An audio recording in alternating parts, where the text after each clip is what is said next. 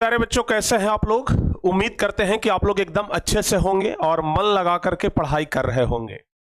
प्यारे बच्चों, हम लोग पढ़ रहे थे बायोलॉजी का 7वां नंबर चैप्टर आनुवांशिकता एवं जैव विकास, जिसमें पिछले क्लास में हम लोग आनुवांशिकता के बारे में लगभग समझ लिए थे। और आज प्यारे बच्चों आपका ये चैप्टर ना समाप्त हो जाएगा, एकदम बेहतरीन तरीके से समाप्त हो जाएगा।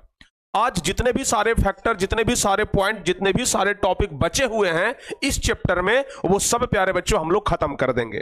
और एक खुशी की बात बता दें प्यारे बच्चों कि आज आप लोगों को हम नोट्स देने का पूरा प्रयास करेंगे। आपका जो बायोलॉजी का जो नोट्स छूट गया है, इस चैप्टर का नोट्स आज प्यारे बच्चों आप लोगों को मिल जाएगा, ठीक है ना, नाइट में। इसके अलावा फिजिक्स का नोट्स भी आप लोगों को हम देने का प्रयास करेंगे। तो जो बच्चे टॉपर बैच में जुड़े हुए हैं उन सभी बच्चों को नोट्स मिल जाएगा, और जो बच्चे नहीं जुड़े हैं तो अभी देर भी नहीं हुआ है, जाकर के आप लोग जल्दी से जुड़ जाइए। और सिर्फ इस चैप्टर का नहीं बल्कि पूरे सिलेबस का नोट्स प्यारे बच्चों आप हमसे ले जाइए। तो चलिए जल्दी जल्दी से आप लोग हमारे साथ जुड़ जाइए। और जो बच्चे अभी तक क्लास को शेयर नहीं किए हैं, जल्दी से प्यारे बच्चों एक बार क्लास को शेयर कर दीजिए, ठीक है ना। चलिए जल्दी से एक बार क्लास को आप लोग शेयर कर दीजिए। आज का ये शानदार क्लास प्यारे बच्चों आप लोगों को बहुत ज्यादा पसंद आएगा। और कल वाला जब क्लास हम करवाए थे ना, तब आप लोगों को लगा कि भाई एकदम बेहतरीन तरीके से समझ में आ गया था। और आज प्यारे बच्चों आपको हम ये गारंटी देते हैं कि क्या हुआ, हवा आ रहा है क्या? ठीक है, चलिए प्यारे बच्चों, तो जल्दी जल्दी से आप लोग शेयर कर दीजिए। और कल से भी ज्यादा बेहतरीन प्यारे बच्चों आज का ये क्लास होगा, बिल्कुल आप लोग चिंता मत करिएगा, ठीक है ना।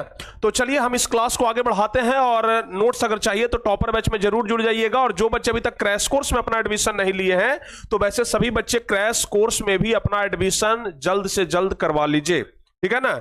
जो बच्चे क्रैश कोर्स में नहीं जुड़े हैं तो वो बच्चे जल्दी से जल्दी आप लोग क्रैश कोर्स में जुड़ जाइए। और जुड़ करके प्यारे बच्चों बेहतरीन तरीके से पूरी तैयारी का लाभ लीजिए। क्योंकि प्यारे बच्चों आप लोगों को पता है कि सफलता एक दिन में नहीं मिलती है, सफलता एक दिन में नहीं मिलती है, लेकिन मेहनत करने वाले व्यक्ति को एक दिन जरूर मिलती है। तो एक एक दिन करके ही प्यारे बच्चों पूरा एक साल हो जाता है। जैसे कहा जाता है ना कि बूंद बूंद से तालाब भरता है, समझ गए ना, बूंद बूंद से घड़ा भरता है। तालाब का तो दूर छोड़ दीजिए, बूंद बूंद से घड़ा भरता है। वैसे प्यारे बच्चों एक एक दिन एक एक दिन एक एक दिन प्यारे बच्चों मेहनत करते हैं ना, तब जाकर के क्या होता है, तब जाकर के क्या होता है, सफलता मिलती है। और अगर आप लोगों को भी सफल बनना है, सफल होना है, तो आप लोग जरूर प्यारे बच्चों एक एक दिन करके मेहनत करिए, समझ गए ना। देखते हैं ना आप लोग जब पैसे जमा करते हैं तो 1-1 रुपया, 2-2 रुपया, 3-3 रुपया, 4-4 रुपया, 5-5 रुपया, 10-10 रुपया करके पैसे जमा करते हैं। और तब जाकर के वो ढेर सारा पैसा हो जाता है। आप लोग किसी पूजा के लिए या फिर किसी चीज के लिए जब गांव में चंदा करते हैं तो लोग 10-10, 20-20 रुपया ही चंदा देते हैं ना, लेकिन ढेर सारा पैसा हो जाता है। वैसे ही अगर थोड़ा थोड़ा थोड़ा थोड़ा मेहनत अगर डेली करेंगे तो एक दिन पता चलेगा कि अरे हम तो इतना सारा मेहनत कर लिए, हम तो बहुत ज्यादा मेहनत कर लिए भाई, ठीक है ना। तो वैसे ये मत सोचिए कि जब एग्जाम आएगा तो लास्ट का 2 महीना पढ़ लेंगे सब काम हो जाएगा, नहीं प्यारे बच्चों, ठीक है, ऐसा बिल्कुल भी मत सोचिएगा। चलिए आगे बढ़ते हैं। तो जाते जाते यही कहेंगे कि अगर आप लोगों को क्रैश कोर्स में किसी प्रकार का दिक्कत होता है, क्रैश कोर्स में एडमिशन लेने में 199 रुपया का फी है प्यारे बच्चों। आप दोनों में से किसी भी नंबर पे कॉल करके एडमिशन ले सकते हैं। और हाँ, आपको बता दें कि आज सुबह वाला प्यारे बच्चों क्लास नहीं हुआ था, चूंकि आपको पता है कि आज संडे भी था। लेकिन प्यारे बच्चों कल से हम स्टार्ट करने वाले हैं, क्या पता है, कल से सुबह का जो 7 बजे वाला क्लास था, कल से सुबह का जो 7 बजे वाला क्लास था जिसमें हम हिंदी पढ़ाते थे, ये वाला भी क्लास कल से स्टार्ट हो जाएगा। दूसरी बात, एप्लीकेशन पर प्यारे बच्चों जो 9 बजे से क्लास चलता था उस पर हम कल से केमिस्ट्री शुरू करने वाले हैं, ठीक है ना, क्या केमिस्ट्री शुरू करने वाले हैं, ठीक है। तो अपना साइंस सब बहुत जल्द खत्म हो जाएगा। ये वाला चैप्टर तो समझिए कि आज आपका खत्म हो जाएगा, आनुवंशिकता वाला चैप्टर आज खत्म हो जाएगा। उसके बाद आपका एक चैप्टर और बचेगा, हमारा पर्यावरण, और वो हम प्यारे बच्चों कोशिश करेंगे कि वो 1 शॉट में खत्म कर दें, क्योंकि छोटा चैप्टर है, ज्यादा इंपॉर्टेंट कह सकते हैं कि नहीं है, समझ गए ना। कुछ कुछ इंपॉर्टेंट है, कुछ कुछ सवाल ऑब्जेक्टिव टाइप का पूछा जाता है, लेकिन ज्यादातर क्वेश्चन उससे नहीं पूछा जाता है। तो कल प्यारे बच्चों 9 बजे से एप्लीकेशन पर टॉपर बैच में क्लास चलेगा, ध्यान रखिएगा। ये वाला जो क्लास चलेगा ना, ये टॉपर बैच में चलेगा, ठीक है। एप्लीकेशन पर प्यारे बच्चों हम केमिस्ट्री शुरू करने वाले हैं। केमिस्ट्री का जो भी चैप्टर बचा हुआ है सब हम यहीं पर अब खत्म करेंगे, और उसके अलावा हिंदी का जो प्यारे बच्चों जो भी काव्य खंड का चैप्टर है वो कल सुबह 7 बजे से उसका क्लास चलेगा, तो आप लोग तैयार रहिएगा, ठीक है ना। चलिए एक बार प्यारे बच्चों जल्दी से क्लास को आप लोग शेयर कर दीजिए, एक बार जल्दी से आप लोग क्लास को शेयर कर दीजिए, और जो बच्चे क्लास को लाइक नहीं किए हैं क्लास को लाइक भी कर दीजिए। और कल से प्यारे बच्चों बहुत ज्यादा संभावना है कि आपका क्लास अब 6 बजे से हो जाए, ठीक है ना। कल से संभावना है कि आपका ये जो क्लास अभी 6:45 से चलता है ये कल ना 6 बजे से हो जाए, ठीक है। जैसा भी होगा कल सुबह में हम आपको इंफॉर्मेशन दे देंगे, कम्युनिटी में हम लगा देंगे और आप लोग भी वहां से जान जाइएगा, ठीक है। तो 6 बजे से 7 बजे 7:30 बजे तक हम अपना क्लास चलेगा, और फिर 7:30 से प्यारे बच्चों मैथ का क्लास चलेगा, ठीक है ना। कल से लगभग यही टाइम रहेगा, ठीक है। हाँ, कल से लगभग प्यारे बच्चों ये क्लास 6 बजे से चलेगा, हम आप लोगों को कल सुबह में बता देंगे, इंफॉर्मेशन दे देंगे, ठीक है ना, कल सुबह वाले क्लास में। ओके चलिए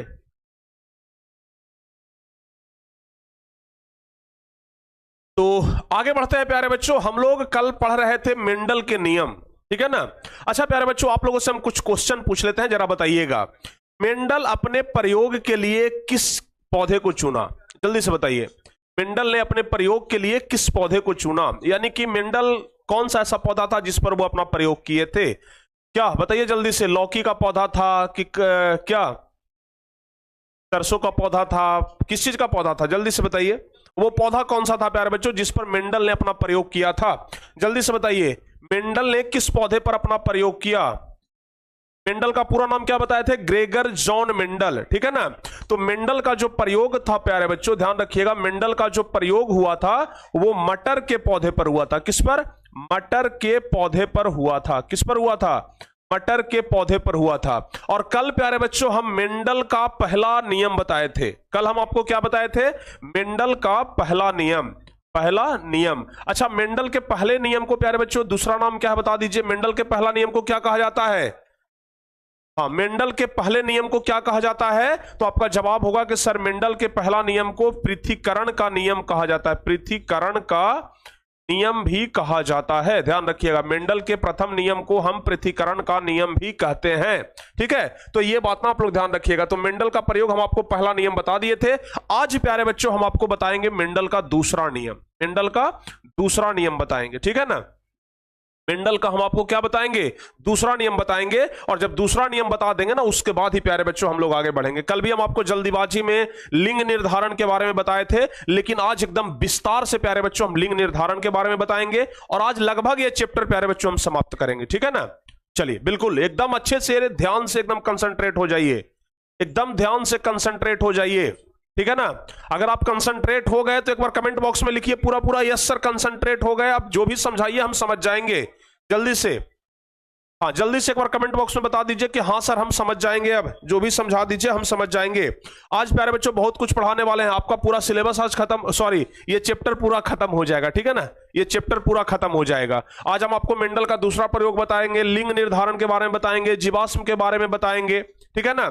और भी प्यारे बच्चों बहुत सारे ऐसे व्यक्ति हैं जिनके बारे में हम आपको बताएंगे जो आनुवंशिकता का के विकास में उनका बहुत ज्यादा योगदान रहा, तो उन सब के बारे में प्यारे बच्चों आज हम आपको बताने वाले हैं। तो बस आप लोग ध्यान से देखते रहिए और समझते रहिए।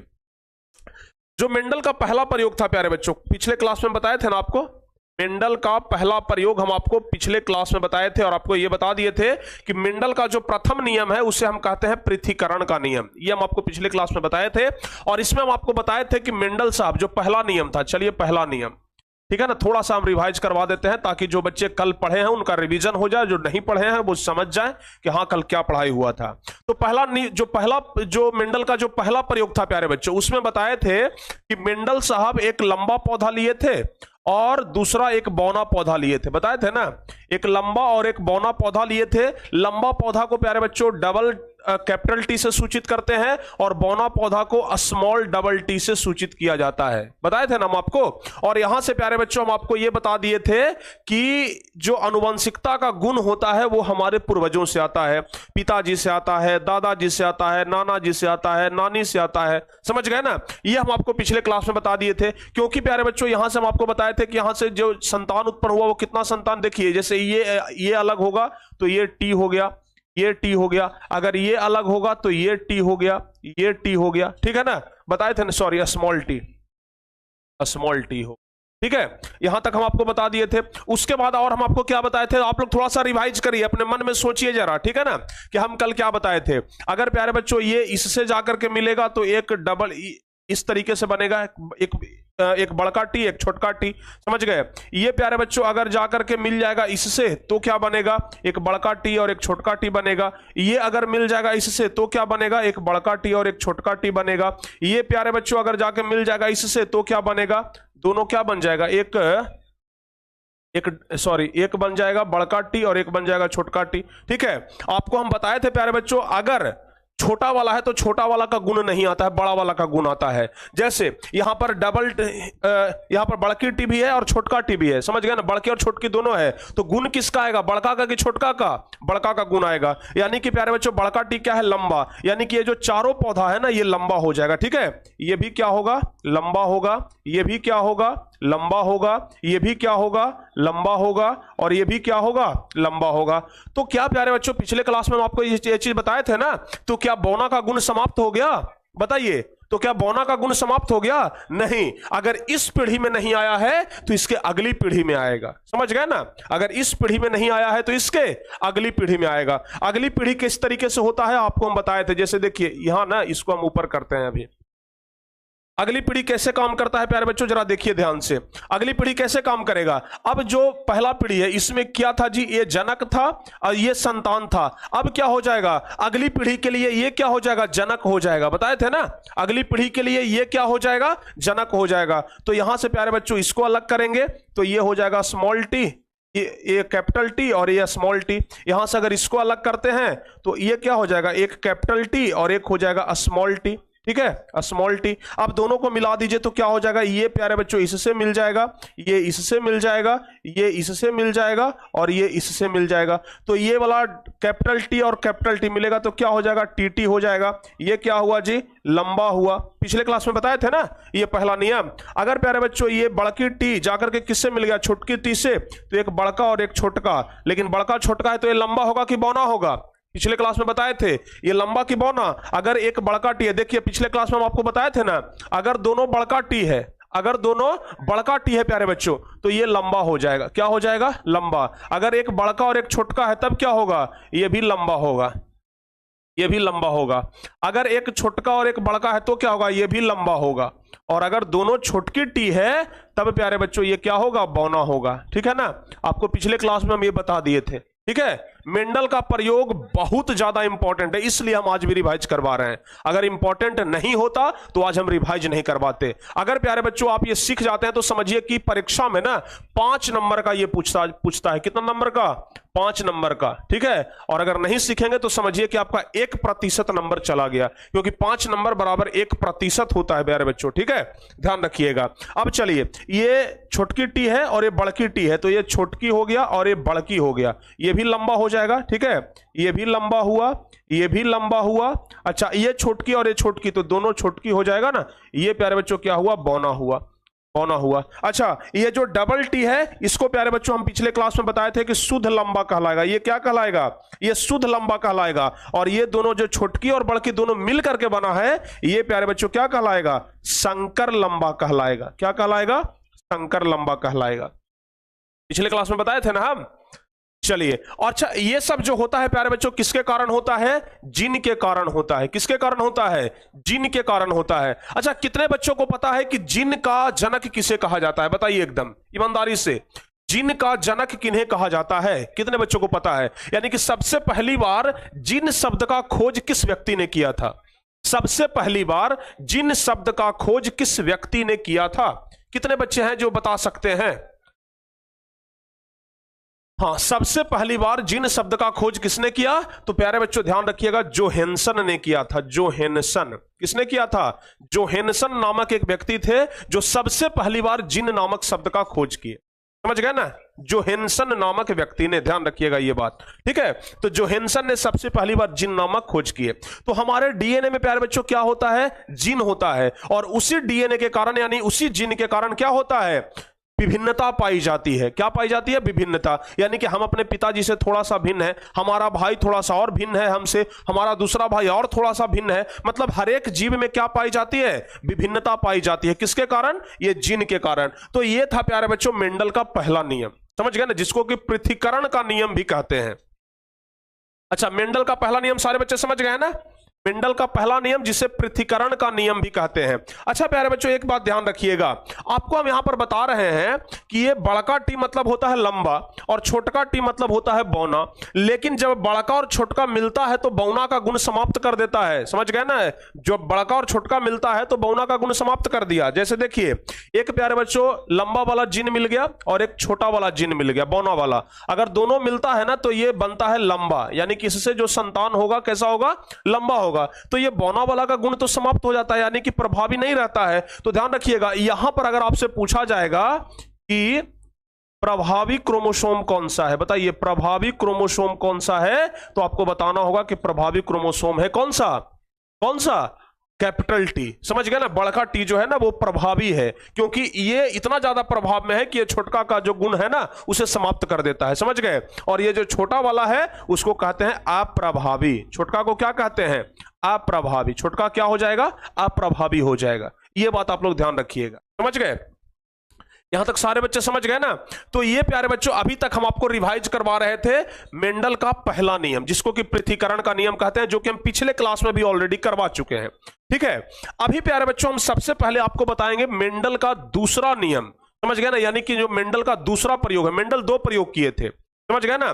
क्योंकि पहले ना भाई जल्दी कोई बात मानता नहीं था, उसे ना 1-2 बार सत्यापित करके दिखाना पड़ता था। तो मेंडल एक प्रयोग किए, लोगों को थोड़ा बहुत विश्वास हुआ। मेंडल कहे कि अभी भी विश्वास नहीं हुआ, चलो एक दूसरा प्रयोग करते हैं। और दूसरा प्रयोग ना इससे भी ज्यादा कॉम्प्लिकेटेड किए और दिखा दिए भाई कि लो एकदम समझ लो कि आनुवंशिकता होता है, समझ गए ना? बाप का गुण बेटा में आता है, दादा का गुण पोता में आता है, ये सब दिखा दिए कौन? मेंडल। अभी प्यारे बच्चों हम लोग देखेंगे मेंडल का दूसरा प्रयोग। मेंडल का दूसरा प्रयोग जरा ध्यान से समझिएगा। मेंडल का दूसरा प्रयोग हम लोग अभी देखने वाले हैं जस्ट, समझ गए ना? सारे बच्चे तैयार हैं मेंडल का दूसरा प्रयोग समझने के लिए? यस सर, तैयार हैं। वाह क्या बात है। मेंडल क्या किया कि दूसरा जब प्रयोग किए ना तो उस समय भी मटर का ही बीज लिए, लेकिन उस मटर का जो बीज था ना वो अलग अलग तरीके का था, मतलब उसमें विभिन्नता था प्यारे बच्चों। यानी कि मेंडल साहब जो मटर का बीज लिए वो प्यारे बच्चों एक तो पीला बीज ले लिए। देखिए, एक जो बीज लिए ना, जैसे ये मान लिया जाए कि मटर का बीज है, तो ये प्यारे बच्चों कैसा बीज ले लिए? पीला बीज ले लिए, समझ गए? एक पीला बीज ले लिए। और प्यारे बच्चों पीला लिए लेकिन कैसा लिए? गोलाकार लिए। पीला लिए लेकिन कैसा लिए? गोलाकार लिए, समझ गए? मेंडल साहब क्या किए कि मटर का एक बीज लिए, पीला लिए और गोलाकार। मटर का बीज देखते हैं ना, कोई कोई पीला टाइप का होता है ना, तो मेंडल साहब एक पीला वाला मटर ले लिए और वो उसका जो साइज था ना वो प्यारे बच्चों गोलाकार साइज था, समझ गए? गोलाकार साइज का मटर का बीज ले लिए। अच्छा, एक दूसरा जो बीज लिए प्यारे बच्चों वो लिए हरा। वो कैसा लिए? हरा बीज लिए। जैसे समझ लीजिए कि ये हरा बीज हो गया, समझ गए ना? दूसरा जो बीज लिए वो हरा बीज ले लिए और ये गोलाकार नहीं था, ये झुर्रीदार था। कैसा था प्यारे बच्चों? जल्दी से बताइए। ये झुर्रीदार बीज था, पूरा गोला नहीं था, ये झुर्रीदार बीज था। तो मेंडल साहब 2 प्रकार के बीज लिए। अब कहे कि भाई दोनों के बीच ना संकर करवा करके हम देखते हैं, समझ गए? दोनों के बीच संकरण करवाते हैं और तब देखते हैं कि इससे जो संतान उत्पन्न होता है, यानी कि ये दोनों के संकरण के फलस्वरूप जो तीसरा पौधा निकलेगा वो कैसा होगा, समझ गए ना? मेंडल साहब बोले कि भाई दोनों के बीच संकरण करवाते हैं और देखते हैं कैसा बीज निकलता है, कैसा पौधा निकलता है, समझ गए? अब क्या हुआ, इसका क्रोमोसोम के बारे में जरा बात कर लेते हैं। ये पीला है प्यारे बच्चों, तो इसको हम बड़का बाई मान लेते हैं। और ये गोलाकार है, तो जैसे येलो मतलब पीला हो गया, गोलाकार है तो राउंड मतलब गोल होता है ना, तो हम इसको कैपिटल आर मान लेते हैं। और इसका छोटका हम सब इधर मान लेते हैं, यानी कि ये बड़ा वाला बाई है तो हरा को हम ग्रीन मतलब हरा बोलते हैं, लेकिन जी मत लिख दीजिएगा, इसको ना हम स्मॉल करके, यानी कि यहां पर बड़की बाई है तो यहां पर प्यारे बच्चों ये छोटकी बाई हो गया, और यहां पर गोलाकार में बड़का आर है तो यहां पर हम छोटकी आर ले लेते हैं। ये हो गया इसका जीन, समझ गए ना? ये क्या हो गया भाई, इसका जिन हो गया। अब प्यारे बच्चों जरा गौर से देखिए, ये अगर हम इसको गौर से अगर मिलाएंगे, अगर ध्यान से देखिएगा तो आपको पता चलेगा, ये ना हम क्या करते हैं, इसको मिला देते हैं, समझ गए। अगर प्यारे बच्चों हम इसको मिलाएंगे, चारों को मिलाएंगे तो क्या मिलेगा, बड़का बाई और छोटका बाई, ये बड़की आर और ये छोटकी आर, तो हम मिलाएंगे तो क्या मिलेगा, हमें यही ना मिलेगा जी। जरा देखिए तो ध्यान से, बड़की हमें क्या मिलेगा, बड़की बाई बड़की आर, छोटकी बाई छोटकी आर। ये जो नया इस तरीके से जो हम संयोग कराएंगे तो यही ना मिलेगा हमें, बताइए। और इस बीज को प्यारे बच्चों हम क्या कहेंगे, इस बीज को हम क्या कहेंगे, संकर बीज कहेंगे, ठीक है ना, क्या कहेंगे, संकर बीज कहेंगे। अभी देखिएगा जरा ध्यान से, कितना तरह का पौधा बन जाएगा इससे, समझ गए ना। आनुवंशिकता से कितना बड़ा असर पड़ता है ये आपको पता चलेगा मेंडल के दूसरे प्रयोग से, समझ गए, ये आपको पता चलेगा मेंडल के दूसरे प्रयोग से। अब प्यारे बच्चों चलिए इसका साइज ना हम थोड़ा सा छोटा करते हैं।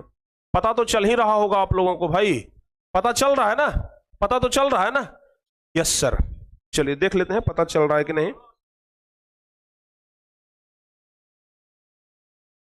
चलिए ठीक है जी, बहुत बढ़िया। अब प्यारे बच्चों जरा देखिए ध्यान से, अगर हम इसको अलग अलग करेंगे ना तो ये 4 तरीके से बटेगा, ठीक है। अगर हम इसको अलग अलग करेंगे तो ये 4 तरीके से बाबू बटेगा। कौन कौन 4 तरीके से बटेगा जरा देखिए ध्यान से। एक तो बड़का बाई ले लिए तो छोटका आर ले लेंगे, या फिर हम कह सकते हैं कि बड़का बाई ले लिए तो पहले बड़का आर ले लेते हैं, ठीक है। एक प्यारे बच्चों बड़का बाई ले लिए तो छोटका आर ले लेते हैं, समझ गए। दूसरी चीज, छोटका बाई लिए तो बड़का आर ले लेते हैं, और छोटका बाई लिए तो ये छोटका आर लेते हैं। ये 4 तरीके से इसको हम बांट सकते हैं, जरा देखिए ध्यान से, 4 तरीके से अलग अलग कर सकते हैं ना। एक एक चीज को हम बड़ा धीरे धीरे आगे बढ़ा रहे हैं ताकि आपको पता चले, ठीक है। तो ये 4 तरीके से बांट दिए। अब ये 4 तरीके से प्यारे बच्चों अगर आपस में एक दूसरे में संकर करेगा, संकरण करेगा तो कैसे, अगर प्यारे बच्चों हम इससे इसको मिला दें तो फिर इससे ई मिल जाएगा, फिर इससे ई मिल जाएगा, फिर प्यारे बच्चों इससे ई मिल जाएगा, फिर इससे हम ये मिला देंगे, फिर इससे हम ये मिला देंगे। मतलब इतना तरह से मिलेगा ना कि आपको यहां पर एकदम हौच पौच हो जाएगा, खिचड़ी हो जाएगा। तो हम क्या करते हैं कि इसको समझने के लिए एक ग्राफ बनाते हैं, समझ गए। हम इसको समझने के लिए प्यारे बच्चों क्या करते हैं, एक ग्राफ बनाते हैं। जरा देखिएगा ध्यान से, हम क्या करते हैं, एक ग्राफ बनाते हैं।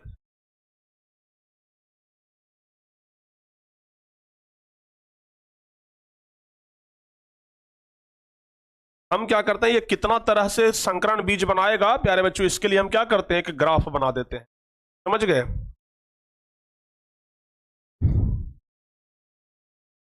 समझ गए ना।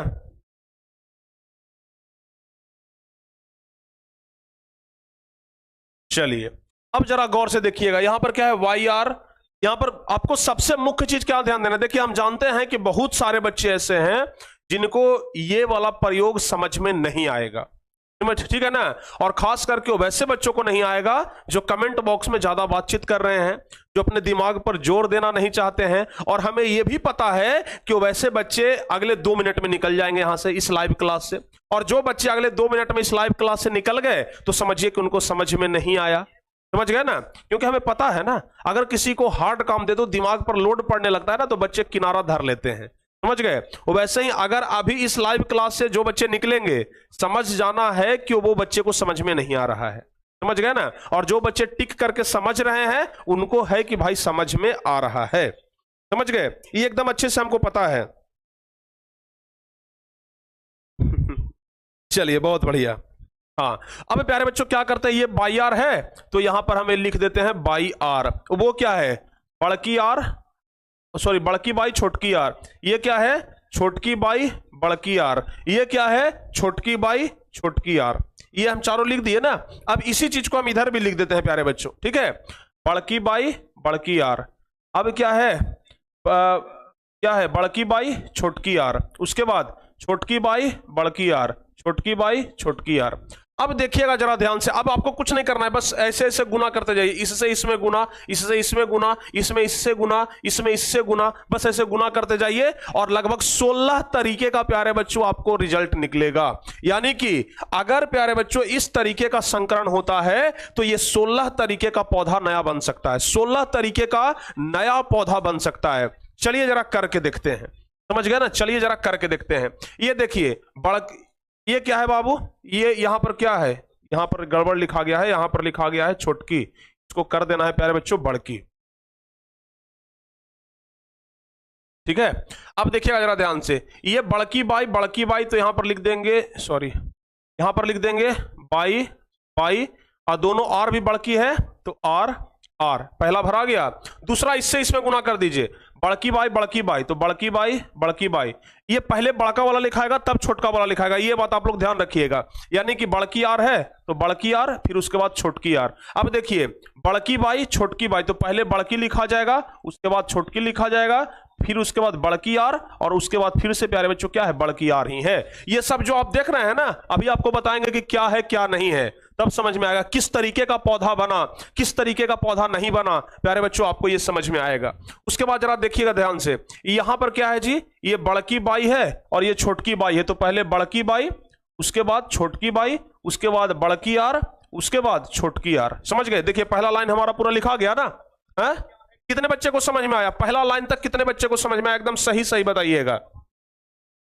लगभग 25 बच्चे अभी तक निकले हैं, यानी कि उनको दिमाग से भाई ऊपर का चीज है ये, समझ गए ना, उनके दिमाग से ये ऊपर का चीज है। अब बताइए, बाकी सब लिख लेंगे, बाकी भी कुछ नहीं करना है, इससे इसमें गुना करिए तो बड़की बाई तो बड़की बाई, अब बड़की बाई गुना करेंगे तो बड़की बाई, पहले लिख देंगे बड़की आर, उसके बाद लिख देंगे छोटकी आर। समझ गए? उसके बाद प्यारे बच्चों अगर इससे इसमें गुना करते हैं या फिर इससे इसमें गुना करिएगा, मतलब जब अगर मान लिया जाए कि हमें इस घर में भरना है, समझ गए, तो इस घर के ऊपर में यहां और इस घर के इधर में यहां, दोनों के बीच में क्या कर देना है, बस गुना कर देना है, और बस वही और उसी चीज को क्या करना है, लिख देना है। समझ गए ना? यस सर, समझ में आ रहा है सर, आप लोग को समझ में आ रहा है ना? यह है मेंडल का दूसरा प्रयोग। समझिए कि जो प्रयोग मेंडल कर दिए वो प्रयोग आप लोगों को समझ में नहीं आ रहा है, तो मेंडल पहली बार जब ये प्रयोग किए होंगे तो समझिए कि उनके लिए कितना कॉम्प्लिकेटेड होगा, और इससे अनुमान लगाइए कि मेंडल का दिमाग कितना ज्यादा तेज होगा। समझ गए ना? समझिए, उनका बताया हुआ चीज आप नहीं समझ रहे हैं और वो इसका खोज कर दिए हैं, तो सोचिए मेंडल का दिमाग कितना तेज होगा भाई, सोच सकते हैं आप। समझ गए ना? तो जरा देखिए ध्यान से, अब ये है बड़की बाई, छोटकी आर। समझ गए? अब यहां से बड़की बाई छोटकी बाई, अब यहां से बड़की आर, इधर से छोटकी आर, ये प्यारे बच्चों बड़की बाई छोटकी बाई, ये छोटकी आर। समझ गए? अब यहां से चलिए छोटकी बाई तो बड़की बाई छोटकी बाई, बड़की आर। अब यहां से बड़की बाई ना पहले लिखाएगा, बड़की बाई, पहले बड़ा वाला लिखाता है बाद में छोटा वाला, उसके बाद छोटकी बाई, उसके बाद प्यारे बच्चों बड़की आर, फिर छोटकी आर। समझ गए? अच्छा, उसके बाद देख लीजिए इधर क्या होगा, छोटकी बाई है ना, छोटकी बाई बड़की आर, उसके बाद छोटकी बाई बड़की आर, छोटकी आर। समझ गए? अब यहां चलिए, छोटकी बाई है तो छोटकी बाई और छोटकी आर। समझ गए? ओ भाई गड़बड़ लिखा रहा है ना, है? नहीं, यहां से ना गुना होगा जी, यहां से ना गुना होगा, बड़की बाई और छोटकी बाई, तो बड़की बाई, ये छोटकी बाई, ये बड़की आर और ये छोटकी आर, फिर यहां से इसमें गुना होगा तब यहां लिखाएगा, तो ये हो जाएगा बड़की बाई छोटकी आर। उसके बाद प्यारे बच्चों छोटकी बाई, ये बड़की आर और ये छोटकी आर, और उसके बाद क्या हो जाएगा, छोटकी बाई और छोटकी आर। ये प्यारे बच्चों जरा देखिएगा ध्यान से, अगर हम इसके चारों के बीच में संकरण करवाएंगे, यानी कि इसके और इसके बीच में, अगर चारों के बीच में हम संकरण करके पौधा बनाएंगे तो टोटल 16 तरीके का नया पौधा बनेगा। अब देखिए मेंडल साहब लिए थे, कैसा बीज लिए थे भाई, एक पीला लिए थे, गोलाकार लिए थे, और दूसरा हरा लिए थे और झुर्रीदार लिए थे। अब चलिए देखते हैं कि आखिर जो नया बीज बना उससे किस प्रकार का पौधा निकलेगा। ठीक है ना? उससे किस प्रकार का पौधा निकलेगा, जरा देखिएगा ध्यान से। दोनों बड़की बाई है, बड़की बाई मतलब क्या हुआ भाई, पीला, बड़की बाई मतलब क्या हुआ, पीला। देखिए बड़की बाई मतलब पीला है, छोटकी बाई मतलब हरा है, उसके बाद आर मतलब बड़की आर मतलब गोलाकार है, और छोटकी आर मतलब क्या है प्यारे बच्चों, झुर्रीदार है। तो यहां पर देखिएगा जरा ध्यान से, ये बड़की बाई यानी कि इससे जो पौधा बनेगा, इससे जो नया बीज बनेगा वो कैसा होगा, वो पीला होगा, और दोनों आर है ना यानी कि गोलाकार, तो पीला होगा और गोल होगा। यानी कि इस वाले बीज से अगर पौधा बनेगा तो उसका भी बीज कैसा होगा, पीला होगा और गोल होगा। अच्छा, ये बड़की बाई है, तो यानी कि इससे भी क्या होगा प्यारे बच्चों, पीला होगा और ये बड़की आर और छोटकी आर है, तो बड़की आर और छोटकी आर, तो छोटकी का तो भाई गुण समाप्त हो जाएगा, बड़की का गुण रहेगा, यानी कि ये भी पीला और गोल बनेगा। समझ गए। उसके बाद यहां पर बड़की बाई और छोटकी बाई है, तो बड़की बाई और छोटकी बाई, तो बड़की बाई का गुण रहेगा, ये भी प्यारे बच्चों बड़की बाई है, यानी कि पीला वाला गुण हो जाएगा, और ये गोलाकार है तो पीला और गोल, मतलब ये भी जो बीज बनेगा वो पीला और गोल बनेगा। यहां पर इसमें भी जो बीज बनेगा ना वो बड़की बाई है तो छोटकी बाई को समाप्त करेगा, तो ये भी कैसा बनेगा, पीला बनेगा, और ये बड़की आर छोटकी आर है तो छोटकी आर के गुण को समाप्त करेगा तो बड़की आर के बराबर गोल हो जाएगा। यानी कि यहां पर जितना भी बीज बनेगा वो पीला और गोल बनेगा। समझ गए। यहां पर जितना भी बीज बनेगा वो कैसा बनेगा, पीला और गोल बनेगा। मेंडल साहब ने यह प्रयोग किया। अब उसके बाद प्यारे बच्चों हम यहां पर आ जाते हैं, इसमें भी अगर जाएंगे तो किस तरीके का बनेगा बताइए। बड़की बाई तो बड़की बाई है तो पीला हो जाएगा, और ये छुटके का गुण समाप्त करेगा तो पीला और गोल इसमें भी बन जाएगा, पीला और गोल इसमें भी बन जाएगा। इसमें प्यारे बच्चों दोनों छोटकी बाई है ना, जरा नहीं दोनों बड़की बाई है, तो बड़की बाई है तो पीला, और छोटकी आर है ना, तो यहां पर देखिए जो बीज बनेगा, दोनों छोटकी आर है तो हरा, मतलब झुर्रीदार, तो पीला और गोल ना होकर के प्यारे बच्चों पीला और झुर्रीदार यहां पर बीज बनेगा। देख रहे हैं किस तरीके से, यहां पर जो झुर्रीदार था वो हरा के साथ मिला हुआ था, लेकिन बीज बना जो पीला के साथ मिलकर के झुर्रीदार बना। तो इस तरीके से प्यारे बच्चों अनुवांशिक काम करता है। आप लोगों का होमवर्क ये है कि पूरा आप लोगों को एक बड़े पेज पर ये पूरा ग्राफ बनाना है, और आप लोगों को लिख करके भेजना है कि आखिर जो इससे नया बीज बनेगा वो किस रंग का होगा। हम लिख दिए है ना, आप लोगों को बस रंग लिखना है, और गोल बनेगा कि झुर्रीदार बनेगा ये लिखना है। समझ गए। तो ये है प्यारे बच्चों मेंडल साहब का दूसरा प्रयोग। ये क्या है, मेंडल साहब का दूसरा प्रयोग, और इस प्रयोग के माध्यम से वो सिखा दिए कि भाई यहां पर जो चारों संकरण करेगा ना, तो इस चारों संकरण के बाद जो इसका अगला पीढ़ी होगा उसमें जो गुण होगा वो ऊपर वाला गुण मैच कर जाएगा। समझ गए। कहने का मतलब कि इसके बाद जो पीढ़ी आएगा, मतलब पोता हो गया तो पोता का गुण बाबा से मिल गया, समझ गया ना, पोता का गुण उसके दादाजी से मिल गया, पोता का गुण उसके नाना जी से मिल गया। तो ये होता है प्यारे बच्चों क्या, अनुवांशिकता का गुण, जिसे प्रूव्ड किसने किया था, मेंडल साहब ने किया था। तो ये है मेंडल साहब का दूसरा प्रयोग, मेंडल साहब का ये दूसरा प्रयोग है। बताइए कितने बच्चों से ये वाला चार्ट बन जाएगा खुद से, एकदम ईमानदारी से, समझ गए ना, एकदम ईमानदारी से प्यारे बच्चों बताइए कितने ऐसे बच्चे हैं जिनसे ये वाला चार्ट बन जाएगा, जल्दी से बताइए कितने ऐसे बच्चे हैं जिनसे ये वाला चार्ट बन जाएगा। अभी दिखाई नहीं दे रहा है, मोबाइल को थोड़ा बड़ा करिएगा, पोर्ट्रेट मोड में करिएगा तो दिखाई देगा, छोटा करके अगर देख रहे होंगे तो नहीं दिखाई देगा। समझ गए ना।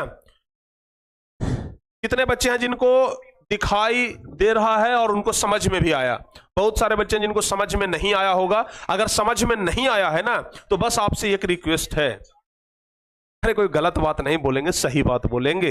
रिक्वेस्ट ये है कि आप लोग दोबारा प्यारे बच्चों इसको देखने का प्रयास करिए। कुछ नहीं किए हैं, मेंडल साहब क्या किए, दो तरीके का बीज लिए। कितने तरीके का, दो तरीके का बीज लिए। एक का रंग था पीला और दूसरे का रंग था हरा, एक का रंग था पीला और दूसरे का रंग था हरा, लेकिन आकृति दोनों का अलग अलग लिए। एक गोल आकृति का लिए और एक झुर्रीदार लिए। समझ गए ना। दोनों का जो क्या उसको बोलते हैं, जीन का नाम दे दिए, एक का कैपिटल वाई और एक का कैपिटल आर, और दूसरे का दे दिए स्मॉल वाई और स्मॉल आर, और दोनों के बीच में संकरण करवा दिए। और संकरण करवाने से प्यारे बच्चों ये चार तरीके का बीज बना। और जब ये चारों का आपस में संकरण करवाए, ध्यान से सुनिएगा, जब ये दो का संकरण करवाए तो चार तरीके का बीज बना, और जब ये चारों का आपस में संकरण करवाए तो ये 16 तरीके का बीज बना। समझ गए ना। सोचिए, और जब ये 16 तरीके का बीज संकरण करेगा तो कितना ज्यादा बीज बनाएगा। समझ गए। तो इस तरीके से अनुवांशिकता काम करता है। तो ये वाला चार्ट प्यारे बच्चों आप लोगों को बना करके भेजना है, खुद से बनाने का प्रयास करना है। और ये है प्यारे बच्चों मेंडल का दूसरा नियम। समझ गए ना, मेंडल का दूसरा प्रयोग। ठीक है, समझ में आ गया है ना। सर हम बना भी दिए, सर कहिए तो भेज दें क्या। अरे वाह क्या बात है भाई, अगर बना दिए तब तो बहुत अच्छी बात है, बना दिए तब तो बहुत अच्छी बात है भाई। चलिए, तो ये मेंडल का दूसरा प्रयोग आप लोग समझ जाएंगे ना। मेंडल का दूसरा प्रयोग आप लोग प्यारे बच्चों समझ जाएंगे, हाँ या ना बोलिए जल्दी से। यस सर समझ जाएंगे, वाह गुड। इसी तरीके का हम चाहते भी हैं कि भाई आप लोग एकदम बना करके भेजें जल्दी जल्दी से। सारे बच्चे समझ जाएंगे, कोई दिक्कत तो नहीं है। नो सर, चलिए बहुत बढ़िया। तो अब हम उम्मीद करते हैं कि मेंडल का दोनों प्रयोग प्यारे बच्चों आप लोग समझ गए होंगे। मेंडल का दोनों प्रयोग आप लोग समझ गए होंगे। ठीक है ना। ये था इनका पहला प्रयोग जिसके बारे में हम पिछले क्लास में चर्चा किए थे, और ये है इनका दूसरा प्रयोग। अगर प्यारे बच्चों आप लोग को समझ में नहीं आ रहा है तो एक बात आपको कान खोल करके सुन लीजिए, वीडियो को थोड़ा सा स्लो कर दीजिएगा लाइव क्लास के बाद, समझ गए ना। वीडियो को ना 0.5, देखिए आपके यूट्यूब में ना ढेर सारे फीचर्स होते हैं, स्पीड करके देखने का मन है तो स्पीड करके देख लीजिए, स्लो करके देखने का मन है तो स्लो करके देख लीजिए। तो अगर आपको तेज गति से समझ में नहीं आ रहा है तो स्लो कर लीजिएगा, और एक एक चीज को एकदम बारीकी से समझिएगा कि आखिर प्रिंस सर कैसे बताए। प्यारे बच्चों आपको एक एक चीज समझ में आ जाएगा कि मेंडल साहब पहले 2 बीज लिए, एक पीला एक हरा, उसका आकृति था, उसका आकार था, एक का गोलाकार एक का झुर्री का। अगर दोनों बीज को आपस में संकरण करवाए तो 4 तरीके का बीज बना, और ये 4 तरीके का बीज जब आपस में संकरण किया तो ये प्यारे बच्चों 16 तरीके का बीज बना, समझ गए ना। कोई पीला गोल बना, कोई पीला झुर्रीदार बना, कोई हरा गोल बना, कोई हरा झुर्रीदार बना। तो इस तरीके से प्यारे बच्चों, जैसे देखिए यहां पर क्या है जी, यहां पर जो, अच्छा आप लोगों से पूछते हैं, देखते हैं कि समझे कि नहीं समझे। ये वाला जो बीज बना, ये बताइए हरा होगा कि पीला होगा कि गोल होगा कि झुर्रीदार होगा, जल्दी से बताइए, तब हम समझेंगे कि हाँ आप लोग समझ गए। ये लास्ट वाला बताइए जरा आप लोग, ये लास्ट वाला प्यारे बच्चों बताइए, ये वाला जो बीज बना है ये कैसा होगा, जल्दी से बता दीजिए, तब हम समझेंगे कि हाँ भाई आप समझ गए, ठीक है ना। हाँ जल्दी से बताइए, ये वाला जो बीज बना है प्यारे बच्चों, ये बता दीजिए कि किस तरीके का बना है। हम पढ़ते हैं कमेंट आप लोगों का और देखते हैं कि सही कौन बताएं। ग्रीन बना है, चलिए गोल बना है कि झुर्रीदार बना है, इसके ये भी बताना है। पहली चीज आपको यह बताना है कि ग्रीन बना है कि पीला बना है, मतलब हरा है कि पीला। दूसरी बात गोल है कि झुर्रीदार, ये आपको बताना है। एक बच्चे लिख रहे हैं कि सर हरा है और झुर्रीदार है, ठीक है ना। एक बच्चे लिख रहे हैं कि सर हरा है, सारे बच्चों को आ रहा है कि हरा है, एक बच्चे का पीला भी आ रहा है भाई। चलिए हम देखते हैं, दोनों प्यारे बच्चों क्या है, स्मॉल बाई है ना, स्मॉल बाई। तो स्मॉल बाई क्या दर्शा रहा है, हरा, यानी कि ये जो बीज बनेगा वो कैसा बनेगा, हरा बनेगा। चलिए ये तो सही है। दोनों स्मॉल आर है, स्मॉल आर यानी कि झुर्रीदार, यानी कि ये वाला जो बीज बनेगा वो हरा प्यारे बच्चों और झुर्रीदार बनेगा, हरा और झुर्रीदार बनेगा। वाह, बिल्कुल आप लोग का सही जवाब था, हरा और झुर्रीदार बनेगा। उसी तरीके से ना आप लोगों को ये सब बताना है। एक चीज का बस ध्यान रखिएगा, हमेशा बड़ा वाला छोटा वाला को दबा देता है, समझ गए ना। जैसे बड़ी मछलियां छोटी मछलियां को खा जाती है ना, पता है ना, बड़ी मछलियां छोटी मछलियों को खा जाती है। उसी तरीके से जो बड़ा वाला गुणसूत्र है वो छोटा वाला गुणसूत्र को, या फिर बड़ा वाला जो जीन है वो छोटा वाला जीन को दबा देगा। यानी कि अगर एक बड़ा वाला बाई है और अगर एक छोटा वाला बाई है तो हमेशा इसको लिखेंगे कि ये बड़ा वाला बाई जो है ना वो क्या अपना प्रभाव दिखाएगा, ये छोटा वाला बाई का प्रभाव शांत कर देगा। तो अगर ये बड़ा वाला बाई ये छोटा वाला बाई है तो रंग कैसा होगा, बड़ा वाला बाई पीला है, यानी कि ये पीला रंग का हो जाएगा, समझ गए ना। तो ये बात प्यारे बच्चों आप लोग ध्यान रखिएगा, समझ गए। और अगर ये बात अभी समझ में नहीं आ रहा है तो 12th क्लास में नहीं समझिएगा, क्योंकि 12th क्लास में पूरा एक ग्रंथ ही पढ़ना है अनुवांशिकी पर, समझ गए ना। 12th क्लास में पूरा एक ग्रंथ ही पढ़ना है अनुवांशिकी पर, इसलिए अभी आपको प्यारे बच्चों ये चीज समझना होगा, ठीक है। वाह क्या बात है भाई, एकदम सारे बच्चे समझ गए हैं, एकदम सारे बच्चे समझ गए हैं। चलिए तो यहां तक अगर सारे बच्चे समझ गए हो तो हम आगे बढ़ते हैं। और आगे प्यारे बच्चों हम आपको पिछली क्लास में बताए थे लिंग निर्धारण के बारे में। चलिए लिंग निर्धारण के बारे में थोड़ा सा और प्यारे बच्चों हम विस्तार से आपको बताते हैं। लिंग निर्धारण, ठीक है ना, लिंग निर्धारण। अच्छा आप हमें यह बता दीजिए कि मानव में कितना क्रोमोसोम पाया जाता है, जल्दी से बताइए। मानव में कितना क्रोमोसोम पाया जाता है प्यारे बच्चों, जल्दी से बता दीजिए। या फिर गुणसूत्र भी जिसको बोलते हैं, जल्दी से बताइए कितना पाया जाता है। अगर युग्म में पूछें, अगर ऐसे पूछें, अगर ऐसे पूछेंगे तो आप कहिएगा 23 जोड़ा। कहीं कहीं पर ये जोड़ा न लिख करके प्यारे बच्चों लिखा रहता है 23 युग्म, समझ गए ना। कहीं कहीं पर आपको 23 जोड़ा ना लिख करके लिखा रहता है 23 युग्म, समझ गए। और अगर गिनती में कहें तो 46, गिनती में कहें तो 46। तो प्यारे बच्चों जरा ध्यान रखिएगा, लिंग निर्धारण के अगर बारे में बात करते हैं तो यह होता है मानव गुणसूत्र, मानव गुणसूत्र या मानव का क्रोमोसोम, समझ गए ना, क्रोमोसोम। और यह 2 तरीके का होता है प्यारे बच्चों, ठीक है। एक जो होता है वो होता है 22 जोड़ा, ठीक है ना, पहला जो होता है वो 22 जोड़ा, और इधर होता है प्यारे बच्चों 1 जोड़ा, समझ गए, 1 जोड़ा, समझ गए। यानी कि यहां पर इसका संख्या कितना हो गया, 44 हो गया, और इसका संख्या प्यारे बच्चों 2 हो गया। यहां तक समझ में आया? तो अब जरा ध्यान से सुनिएगा, ये जो 22 जोड़ा है ना, ये वाला जो 22 जोड़ा है, आपका नाक, मुंह, कान, जीभ, पेट, आंत, जितना भी चीज है ना प्यारे बच्चों, ये 22 जोड़ा कर देता है। समझ गए? ये 22 जोड़ा ये तय करता है कि आपका नाक मुंह कैसा होगा, कान कैसा होगा, खड़ा होगा, नाक कैसा होगा, खड़ा होगा। समझ गए ना? ये सब कुछ कौन तय करता है? ये 22 जोड़ा गुणसूत्र, जिसको कि हम लोग ऑटोसोम कहते हैं। याद रखिएगा, इसको क्या कहा जाता है? ऑटोसोम कहा जाता है प्यारे बच्चों। क्या कहा जाता है? ऑटोसोम कहा जाता है। ठीक है ना? ये 22 जोड़ा को क्या कहा जाता है? ऑटोसोम कहा जाता है। और इस 22 जोड़ा से हमें नहीं पता चलता है कि जन्म लेने वाला बच्चा लड़का होगा कि लड़की होगा, वो पता चलता है हमें यहां से, एक जोड़ा से। इसको कहा जाता है लिंग गुणसूत्र। लिंग गुणसूत्र, समझ गए ना? यानी कि मानव में एक ही जोड़ा गुणसूत्र है जो लिंग गुणसूत्र है, और यह तय करता है कि जन्म लेने वाला बच्चा लड़का होगा या लड़की। समझ गए ना? और ये प्यारे बच्चों जो एक जोड़ा है ना, ये जो एक जोड़ा है ना, या तो एक्स एक्स होता है या तो एक्स वाई होता है। क्या होता है? या तो एक्स एक्स होता है या तो एक्स वाई होता है। आपको हम बता चुके हैं बबुआ कि एक्स एक्स किस में पाया जाता है? बताइए, एक्स एक्स किस में पाया जाता है? महिला में। और ये एक्स वाई किस में पाया जाता है? पुरुष में। समझ गए? एक जोड़ा मतलब हुआ ना जी। देखिए, एक्स एगो हुआ और एक्स एगो, तो दूगो एक्स मिल गया तो एक जोड़ा हुआ। इधर एक्स और वाई तो दूगो हुआ तो एक जोड़ा हो गया ना। तो ये 22 जोड़ा होता है ऑटोसोम। समझ गए ना? और ये एक जोड़ा होता है लिंग गुणसूत्र। समझ गए? अच्छा, अब जरा देखिए ध्यान से, महिला में एक जोड़ा हो गया एक्स एक्स, ये हो गया किसमें? महिला में। और ये होता है प्यारे बच्चों पुरुष में एक्स वाई। पुरुष में क्या होता है? X Y. अब जरा देखिएगा ध्यान से, अगर हम इसको अलग करते हैं तो ये एक्स अलग हो गया और ये एक्स अलग हो गया। अगर इसको अलग करेंगे तो ये एक्स और ये वाई अलग हो गया। समझ गए ना?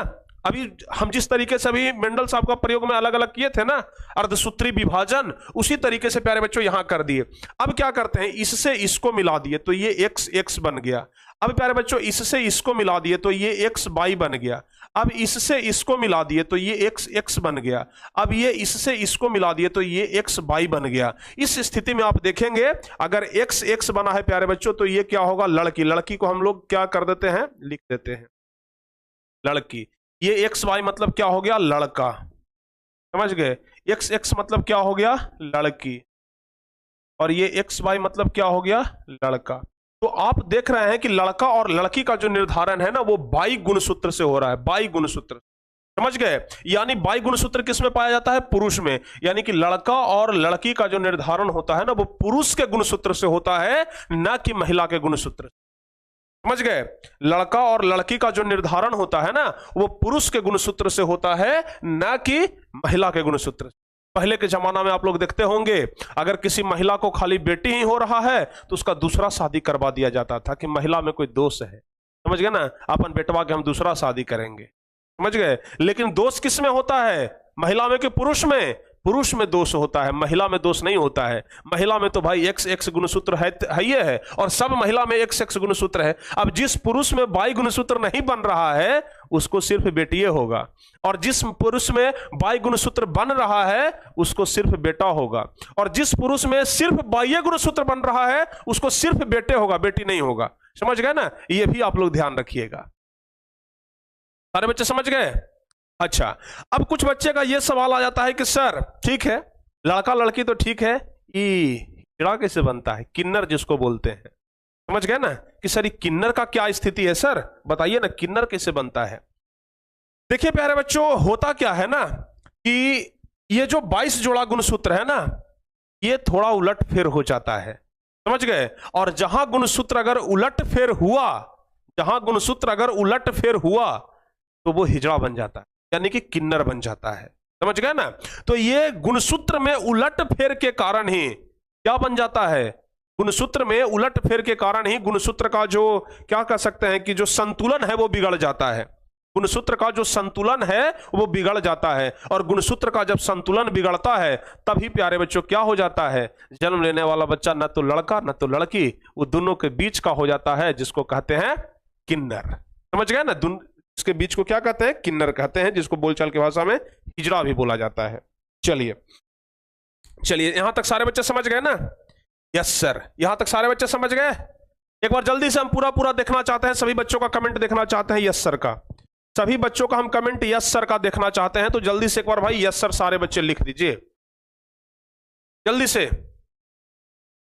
अगर आपसे कोई पूछ दे कि सर ये किन्नर कैसे बनता है, तो सीधे बताइएगा कि गुणसूत्र में हेर फेर के कारण किन्नर बन जाता है। समझ गए ना? अगर गुणसूत्र का संतुलन सही है तो किन्नर नहीं होगा, अगर गुणसूत्र का संतुलन बिगड़ जाएगा तो फिर किन्नर बन जाएगा। समझ गए? सारे बच्चे समझ गए। अब चलिए प्यारे बच्चों, हम लोग पढ़ते हैं जैव विकास के बारे में। किसके बारे में? जैव विकास। जैव विकास यानी कि जीव जंतुओं का विकास कैसे हुआ, हम लोग भाई कैसे विकास किए। समझ गए ना? क्या हम लोग जो ये धारणा मानते हैं कि भगवान हमें भेजते हैं, तो ये धारणा तो ठीक है, भक्ति भावना का भाव है, लेकिन साइंस प्यारे बच्चों नहीं मानता है। विज्ञान कहता है कि जीव का जो विकास हुआ है ना, वो पानी से हुआ है। विज्ञान कहता है कि जो जीव का विकास हुआ है वो पहले एक कोशिकीय जीव था, और धीरे धीरे 2 कोशिकीय हुआ, फिर 3 कोशिकीय, फिर 4 कोशिकीय, और धीरे धीरे धीरे धीरे धीरे धीरे करके हम लोग बहुकोशिकीय जीव बन गए। समझ गए ना? हम लोग क्या बन गए? बहुकोशिकीय जीव बन गए। तो जीव का जो विकास हुआ प्यारे बच्चों, ऐसा कहा जाता है कि सबसे पहले समुद्र में हुआ। समझ गए? जीव का जो विकास हुआ, ऐसा कहा जाता है कि जो जीव का विकास हुआ ना, वो एक कोशिकीय जीव से हुआ है, जैसे हम लोगों का ही विकास हुआ है। तो हम लोगों का विकास जो हुआ है वो एक कोशिकीय जीव से हुआ है। पहले हम लोग भी एक कोशिकीय जीव थे, और धीरे धीरे धीरे धीरे करके क्या बन गए? धीरे धीरे करके क्या बन गए? बहुकोशिकीय बन गए। समझ गए ना? अब इसका प्रमाण भी मिलता है। विज्ञान कहता है कि हम इसका प्रमाण भी देंगे। क्या प्रमाण देगा भाई? जरा देखिए ध्यान से। प्रमाण ये देता है प्यारे बच्चों, जरा देखिएगा ध्यान से तो आपको पता लगेगा। प्रमाण ये देता है, यहां पर ना हम इसको एक कॉपी करते हैं। जीव का जो विकास हुआ उसके संदर्भ में प्रमाण ये दिया जाता है, अभी हम आपको दिखाते हैं।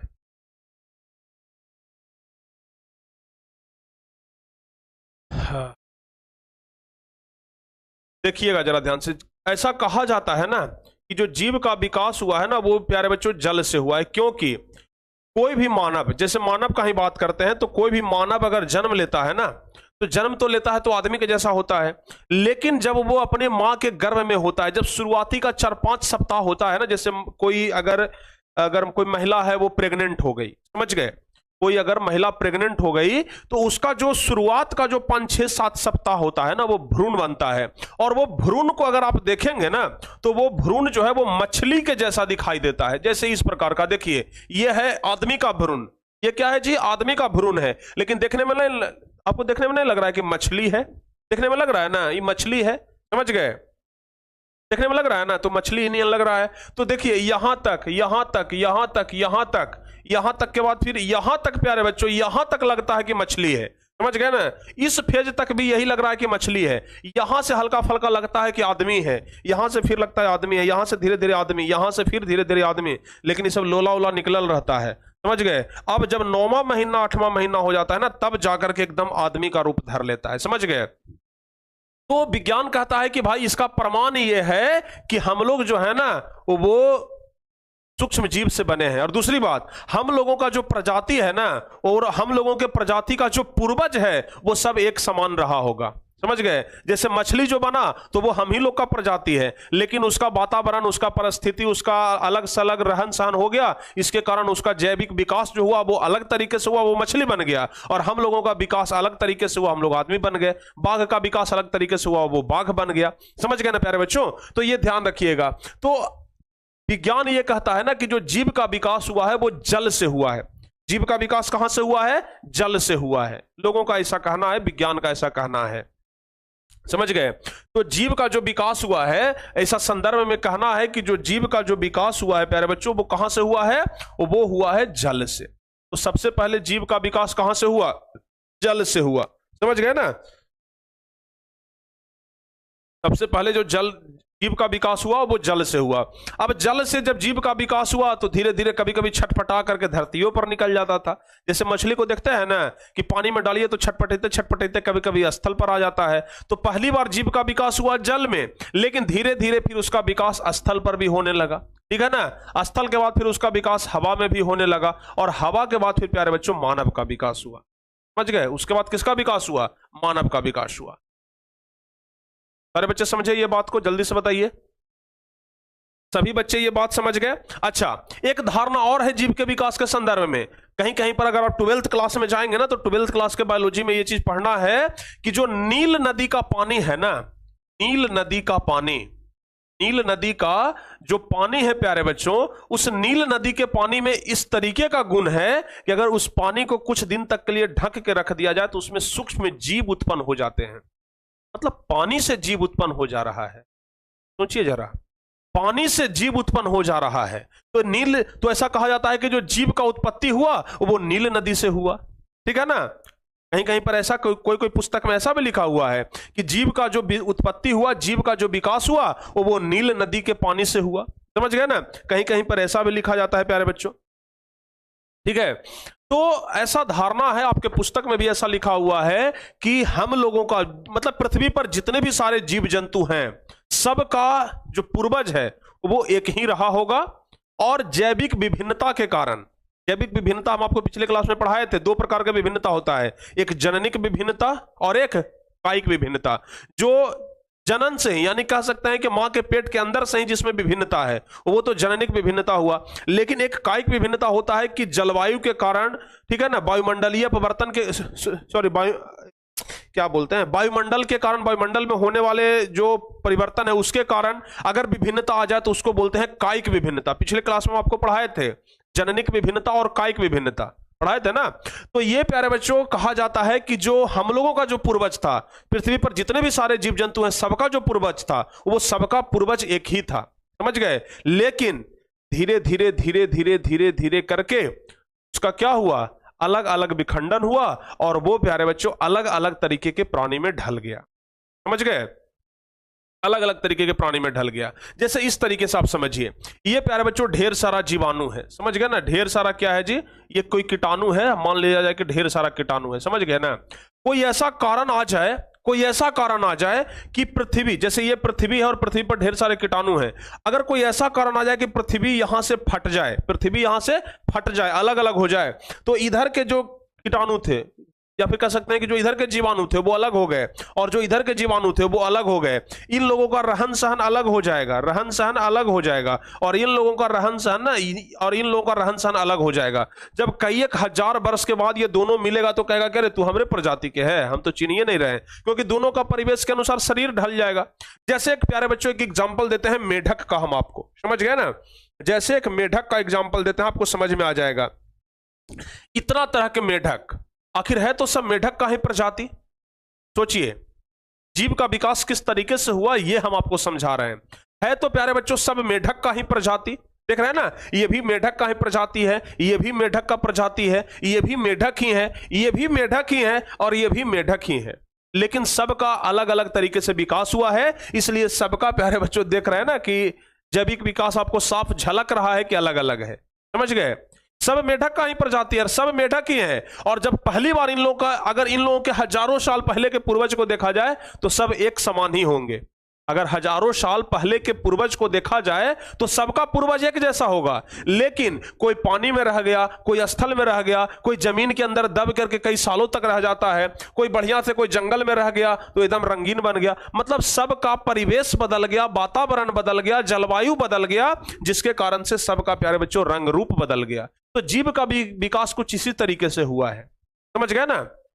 जीव का भी विकास कुछ इसी तरीके से हुआ है। हम लोग की तरफ जो मेढक पाया जाता है आमतौर पर ऐसा और ऐसा मेढक पाया जाता है, दो तरीके का मेढक, एक ऐसा मेढक पाया जाएगा और एक ऐसा मेढक पाया जाएगा। और कहीं कहीं पर नली उल्ली में देखिएगा ना, नाली जहां पर बहता है वहां देखिएगा तो ढौंसा निकलेगा। इसको ना बोलचाल की भाषा में ढौंसा कहा जाता है, आप लोग जानते होंगे, समझ गए ना, इसको ढौंसा कहा जाता है।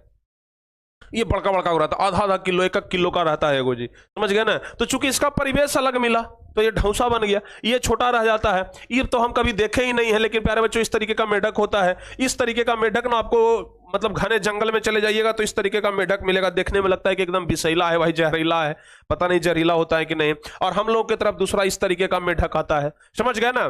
तो ये सब प्यारे बच्चों मेढक का ही प्रजाति है, सब मेढक का प्रजाति है, लेकिन सबका रहन सहन अलग हो गया, परिवेश बदल गया, जलवायु बदल गया, वातावरण बदल गया, इसलिए सबका शारीरिक बनावट बदल गया, समझ गए ना। अब देखिएगा जरा ध्यान से, तो इसका प्यारे बच्चों जो इसका जीन है ना वो कुछ अलग होगा, इसका जीन कुछ अलग होगा, इसका जीन कुछ अलग होगा, इसका जीन कुछ अलग होगा, इसका जीन कुछ अलग होगा। अब एक चीज और हम आपको बताते हैं, मजा आएगा, अभी प्यारे बच्चों पढ़ने में मजा आएगा। जैसे अगर इस तरीके का मेढक और इस तरीके का एक स्त्री मेढक, जिसको हम फीमेल मेढक कह सकते हैं, एक पुरुष मेढक और एक फीमेल मेढक, एक मेल और एक फीमेल, अगर दोनों इसी तरीके का मेढक रहेगा तो जन्म लेने वाला भी बच्चा अगर इसी तरीके का होगा।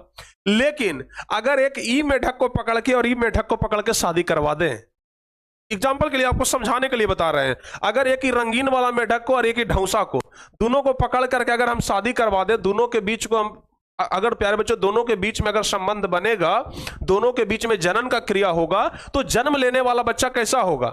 जन्म लेने वाला बच्चा हो सकता है कि इसके तरह का रंगीन हो जाए, या फिर हो सकता है कि इसके तरह का हो जाए, हो सकता है कि छोटा ही रहे, हो सकता है कि ढौसा बन जाए लेकिन रंगीन बन जाए। समझ गए ना? तो कई एक तरह का मामला सामने आ सकता है। समझ गए? तो इस तरीके से प्यारे बच्चों हम ये कह सकते हैं, समझ गए ना, इस तरीके से हम ये कह सकते हैं कि जो जीव का विकास हुआ है ना, उसका जो पूर्वज है प्यारे बच्चों सबका एक ही है, सबका पूर्वज क्या है? एक ही है, लेकिन बस रहन सहन बदल गया। जैसे आपको एक और एग्जांपल देते हैं, अच्छा तरीका से एग्जांपल समझ में आएगा।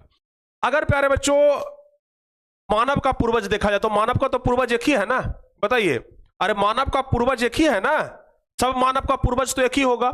लेकिन मानव में देखते हैं कितना तरह का प्रजाति है। साउथ अफ्रीका चला जाइएगा तो सब देखिएगा कि कोयला के जैसा करिया है, साउथ अफ्रीका वाला सब कोयला के जैसा करिया होता है। इंग्लैंड चले जाइए तो देखिएगा कि दूध के जैसा उजला है सब।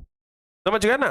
बताइए। और हमारे देश भारत में आ जाइए तो सब वैरायटी मिल जाएगा, तांबला, गोरा, करिया, सब तरह का आदमी मिल जाएगा। समझ गए? तो यानी कि प्यारे बच्चों आप ये बताइए कि आदमी का तो विकास एक ही तरीके से हुआ है, आदमी का पूर्वज भी सब एक ही है, लेकिन कोई करिया, कोई गोर, कोई सांवला, ये कैसे हो रहा है जी?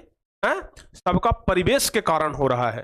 साउथ अफ्रीका में बहुत ज्यादा गर्मी पड़ता है तो वहां के सबका स्किन एकदम काला काला हो गया है। समझ गए ना? साउथ अफ्रीका के आदमी को दिखाते हैं हम आपको, देखिए साउथ अफ्रीका का आदमी एकदम काला होता है, ठीक है ना? साउथ अफ्रीका का आदमी एकदम करिया आदमी होगा। समझ गए ना?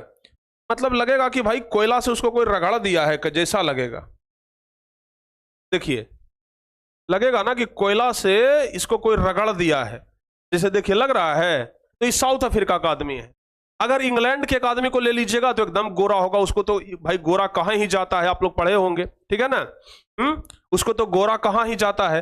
तो अब सोचिए जरा ध्यान से, और एक हम लोग हो गए भाई, हैं? तो सोचिए जरा ध्यान से, हम लोग सब तो आदमी की ही प्रजाति है, लेकिन कोई ऐसा बन गया, कोई हमरे जैसा ऐसा बन गया, कोई आपके जैसा वैसा बन गया, और कोई इंग्लैंड वाला के जैसा गोर बन गया। ऐसा कैसे हुआ?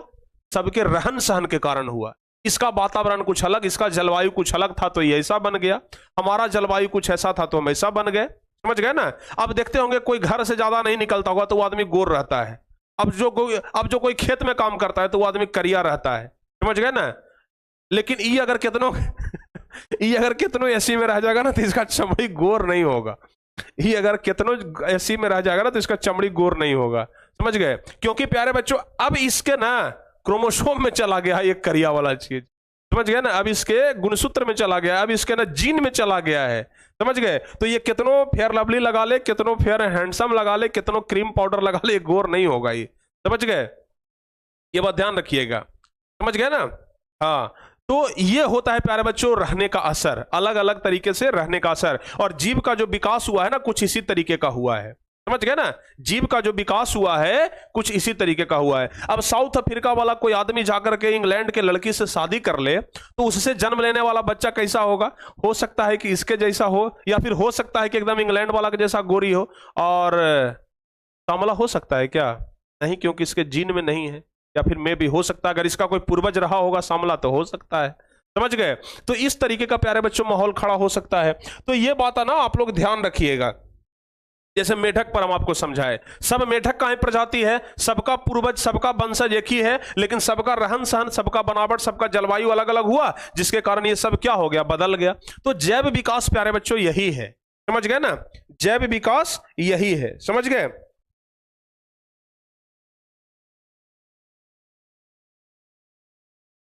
सारे बच्चे समझ गए हो तो एक बार जल्दी से बता दीजिए कि हाँ सर समझ गए। हाँ, चलिए बहुत बढ़िया। अब प्यारे बच्चों एक एग्जाम्पल और आपको देते हैं, समझ गए ना, एक एग्जाम्पल और आपको देते हैं तब समझ में आएगा। जैसे देखिए ये वाला एग्जाम्पल के माध्यम से आप लोग समझिए। हम लोग को कहा जाता है कि आदमी जो है ना वो चिंपैंजी का क्या है, अगला वंशज है, मतलब हम लोगों का जो पूर्वज है वो चिंपैंजी है, ऐसा कहा जाता है ना कि हम लोगों का जो पूर्वज है वो चिंपैंजी है। पहले हम लोग क्या थे जी, चिंपैंजी। देखिए ऐसे चलते थे, धीरे धीरे क्या हुआ, दो पैर पर खड़ा होना शुरू कर दिए। अब धीरे धीरे क्या हुआ जी, इस तरीके का आदमी के जैसा रूप लिए, लेकिन धीरे लगभग लगभग चिंपैंजी ही थे। अब उसके बाद आदमी के जैसा रूप धर लिए, फिर धीरे धीरे और ज्यादा सब हुए, हम लोग ऐसा बन गए, और ज्यादा सब हुए तो हमारे जैसा ऐसा बन गया, एकदम टारगेट बोर्ड लिखा गया, समझ गए ना। तो ये प्यारे बच्चों, लेकिन हम लोगों का पूर्वज अगर कहा जाए तो कैसा है, तो चिंपैंजी है। हम लोगों का पूर्वज चिंपैंजी है, यानी कि हम लोगों का जो अधिकांश जो रंग रूप जो अंदर का जो गुण है ना वो चिंपैंजी से मिलता जुलता है, समझ गए। तो इसका मतलब यह हुआ कि लगभग लगभग हर एक जीव, जैसे अभी आपको हम आगे समजात अंग पढ़ाएंगे, सभी का जो अंग होता है ना वो एक जैसे होता है। जैसे हम लोगों का हाथ है और कुत्ता का अगर अगला पैर देखिएगा ना तो दोनों का बनावट एक जैसा है। बनावट एक जैसा कैसे है, मतलब अगर हजारों लाखों करोड़ों वर्ष पहले चला जाएगा तो उसका जो पूर्वज है ना, पता चलेगा कि चिंपैंजी का, हमारा, कुत्ता का, पक्षी का, मछली का, सबका पूर्वज एक ही था, समझ गए, सबका पूर्वज एक ही था, ठीक है ना। तब ना देखते हैं कि पहले हम लोगों को पूंछ होता था, लेकिन अब धीरे धीरे करके पूंछ समाप्त हो गया, लेकिन पूंछ का अवशेष अभी भी मौजूद है, ठीक है ना। पूंछ का अवशेष है वो अभी भी मौजूद है। जो हमारा जो मलाशय होता है ना, जो मल निकलने का द्वार होता है, तो अगर वहां पर ऊपर में देखेंगे ना तो एक पूंछ का हड्डी अभी भी हमारे शरीर में है। पूंछ का हड्डी अभी भी हमारे शरीर में मौजूद है। अब जब पूंछ का हड्डी मौजूद है वो इस बात का प्रमाण है कि हम लोग भी कभी ना कभी बंदर थे, चिंपैंजी थे, समझ गए ना। हम लोग भी चिंपैंजी थे, बंजर थे, समझ गए ना, ध्यान रखिएगा सारे बच्चे, समझे। तो यानी कि हम लोगों का जो पूर्वज था प्यारे बच्चों, और जीव जंतुओं का जो पूर्वज था वो एक ही था, लेकिन धीरे धीरे करके जलवायु के कारण, रहन सहन के कारण वो अलग हो गए और हम लोग अलग हो गए, समझ गए ना। तो ये बात ध्यान रखिएगा। तो फिलहाल हम लोग प्यारे बच्चों जैविक विकास पढ़ रहे हैं। अच्छा, जैविक विकास में प्यारे बच्चों हम लोग बहुत सारे व्यक्ति के बारे में पढ़ेंगे। जैसे हम लोग पढ़ेंगे चार्ल्स डार्विन के बारे में। चलिए आगे बढ़ते हैं। अब यहां तक बता दिए ना, हाँ।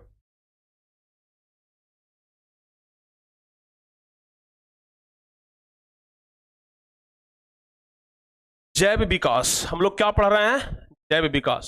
समझ में आ रहा है सारे बच्चों को ना, मजा आ रहा है ना, अरे मजा मजा में पढ़ाई हो रहा है ना, बताइए सारे बच्चों को तो समझ में आ रहा होगा जैव विकास। जैव विकास कैसे होता है समझ में आ रहा है, चलिए बहुत बढ़िया। तो क्या प्यारे बच्चों, जैव विकास के अंतर्गत हम लोगों को पढ़ना है चार्ल्स डार्विन के बारे में। चार्ल्स डार्विन, ये जो चार्ल्स डार्विन है ना प्यारे बच्चों, ध्यान रखिएगा, ये जो चार्ल्स डार्विन है इन्होंने एक पुस्तक लिखा। ये जो चार्ल्स डार्विन है इन्होंने एक पुस्तक लिखा, ओरिजिन ऑफ स्पाइसीज। क्या इनका पुस्तक का नाम था, बताते हैं अभी हम आपको। ओरिजिन ऑफ स्पाइसीज ही नाम था पुस्तक का शायद।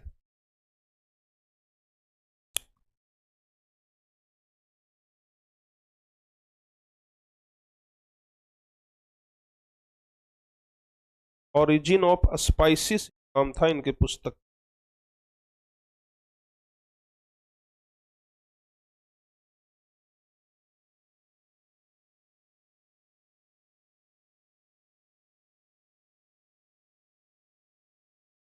चलिए हमको याद है भाई, किताब में नहीं मिल रहा है। ओरिजिन, ओरिजिन ऑफ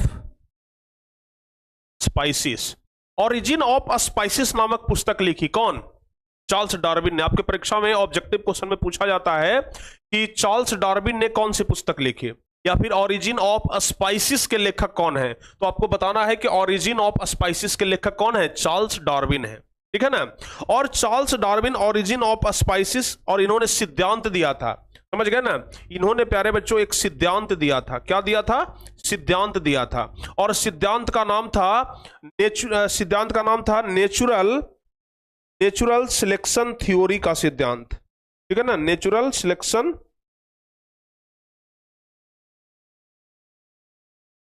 हाँ, प्राकृतिक चयन का सिद्धांत जिसको बोला जाता है, नेचुरल सिलेक्शन का सिद्धांत, समझ गए ना। नेचुरल सिलेक्शन, नेचुरल सिलेक्शन जिसको कहा जाता है प्राकृतिक चयन, प्राकृतिक चयन, प्राकृतिक चयन का सिद्धांत, समझ गए। प्राकृतिक चयन का सिद्धांत प्यारे बच्चों किसने दिया था? चार्ल्स डार्विन ने दिया था। प्राकृतिक चयन का सिद्धांत क्या था? चलिए इसके बारे में थोड़ा सा समझाते हैं। प्राकृतिक चयन का सिद्धांत यह था कि कोई भी जीव जंतु, जरा ध्यान से देखिएगा। अच्छा ये बात बताइए आप पहले हमें, ये बात जरा हमें आप बता दीजिए, अगर कोई जीव जंतु प्रकृति के अनुसार नहीं ढलेगा तो क्या वो ज्यादा दिन तक टिक पाएगा? अगर हम लोग प्यारे बच्चों प्रकृति के अनुसार नहीं टिकेंगे तो ज्यादा दिन तक बच पाएंगे? नहीं बच पाएंगे। तो ये सबसे पहले ना ये बात बोले थे कौन? चार्ल्स डार्विन, कि अगर जो इस पृथ्वी पर रहना है, अपना अस्तित्व बचाना है, तो आपको प्रकृति के अनुसार ढलना होगा। जो प्रकृति के अनुसार नहीं ढलेगा, जो प्रकृति के अनुसार नहीं ढलेगा वो खत्म हो जाएगा, उसका अस्तित्व खत्म हो जाएगा। समझ गए ना?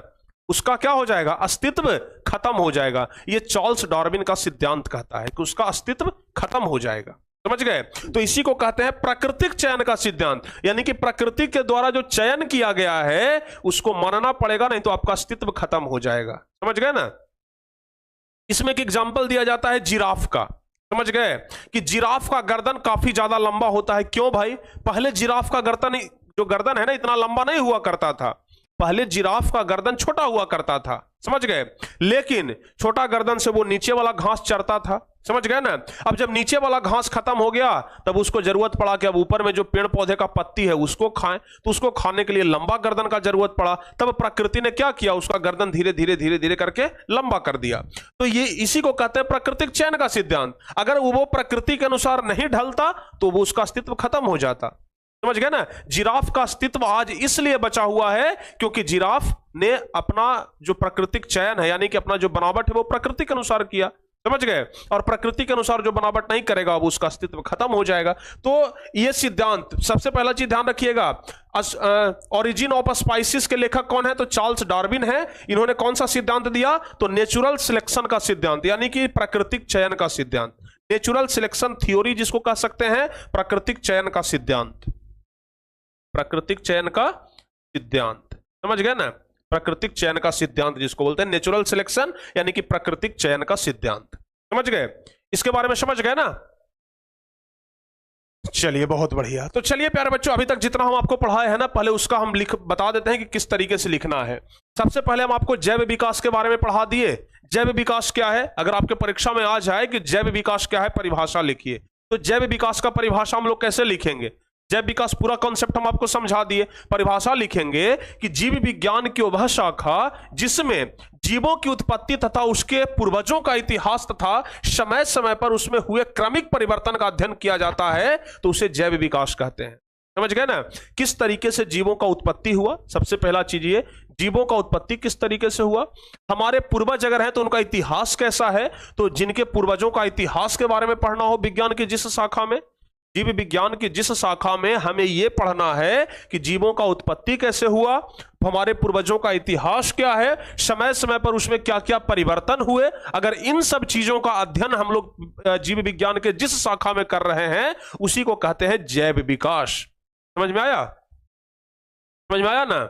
उसी को क्या कहा जाता है? जैव विकास कहते हैं। समझ गए ना? जीवों की उत्पत्ति, पूर्वजों का इतिहास और उनमें हुए क्रमिक परिवर्तनों का अध्ययन अगर किया जाता है तो उसे हम लोग प्यारे बच्चों क्या कहते हैं? जैव विकास कहते हैं। याद रहेगा ना कॉन्सेप्ट? याद रखिएगा।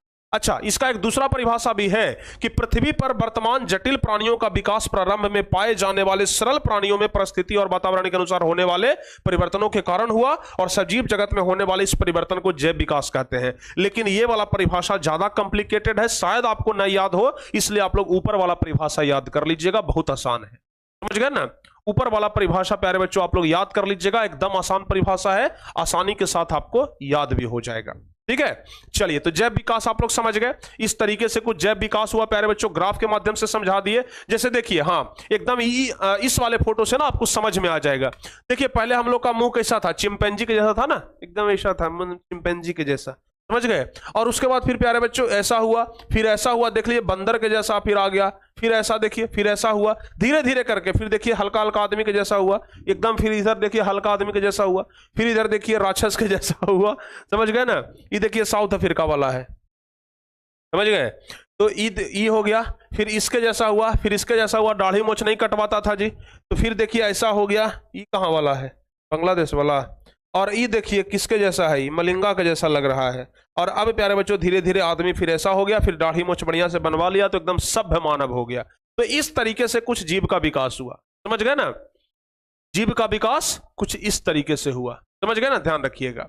चलिए उसके बाद प्यारे बच्चों आपको बताते हैं उपार्जित और अनुवांशिक गुण। अच्छा क्या उपार्जित गुण क्या होते हैं, आपको हम बताए थे ना, उपार्जित गुण जिसको हम लोग क्या कहते हैं, तो हम लोग कहते हैं कायिक, क्या अनुवांशिक दो प्रकार के हम बताए थे ना, एक जनन और एक कायिक बताए थे ना। तो कायिक को ही क्या कहा जाता है, उपार्जित, यानी कि वह गुण जो पर्यावरण के कारण या आसपास के माहौल के कारण अगर बदला है तो उसे कहते हैं उपार्जित या कायिक।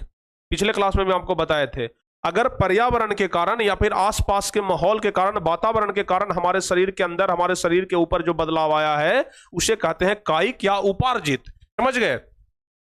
तो उपार्जित हम आपको पिछले क्लास में बता दिए थे कि किसी जीव के अंदर उत्पन्न होने वाला वह गुण जो पर्यावरण के कारण या आसपास के माहौल के कारण अगर बदला है तो उसे उपार्जित गुण कहते हैं, पिछले क्लास में हम आपको बताए थे। उसके बाद अनुवांशिक गुण हम आपको भी पिछले क्लास में बता दिए थे कि ऐसा गुण जो पीढ़ी दर पीढ़ी माता पिता अर्थात जनकों से उनके संतानों में आता है, यानी कि हमारे माता पिता का लक्षण अगर संतान में आ रहा है, हमारे माता पिता का लक्षण अगर हम में आ रहा है तो हम कहते हैं कि वो अनुवांशिक गुण है, समझ गए। माता पिता का लक्षण अगर संतान में आ रहा है तो मतलब अनुवांशिक गुण है। तो ध्यान रखिएगा, ऐसा गुण जो पीढ़ी दर पीढ़ी माता पिता अर्थात जनक से उसके संतान में आता है तो ऐसे गुण को अनुवांशिक गुण या पैतृक गुण कहते हैं, जैसे आंखों का रंग होना, बालों का, ये सब ध्यान रखिएगा। अच्छा, आपको हम पिछले क्लास में बताए थे बालों के बारे में, ठीक है ना, कि बाल का जो प्रकृति होता है वो अनुवांशिक गुण है कि नहीं है, बताइए।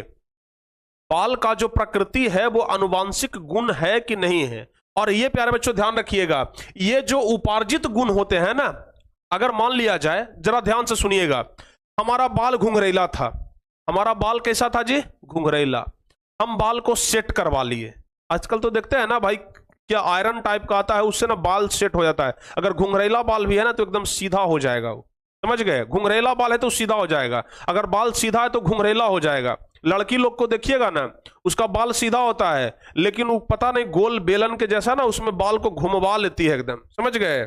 और बाल को घुमवा करके ना उसको निकालेगी, एकदम बाल एकदम गोल टाइप का हो जाता है, समझ गए ना। तो अच्छा ये बताइए, बाहर से अगर हम गोल करवा लिए तो क्या जन्म लेने वाला जो बच्चा होगा उसका पहले से गोल होल रहेगा, नहीं ना। अरे बाहर से अगर हम बाल को गोल करवा लिए तो क्या जो जन्म लेने वाला बच्चा होगा उसका पहले ही से बाल गोल रहेगा जी, हैं? ऐसा तो नहीं हो सकता है ना। अगर ऐसा होता तो लड़की कान छिदवाती है, नाक में छेद करवाती है, तो उसका जन्म लेने वाला बच्चा को नाक कान छिदवाने का जरूरत नहीं पड़ता है।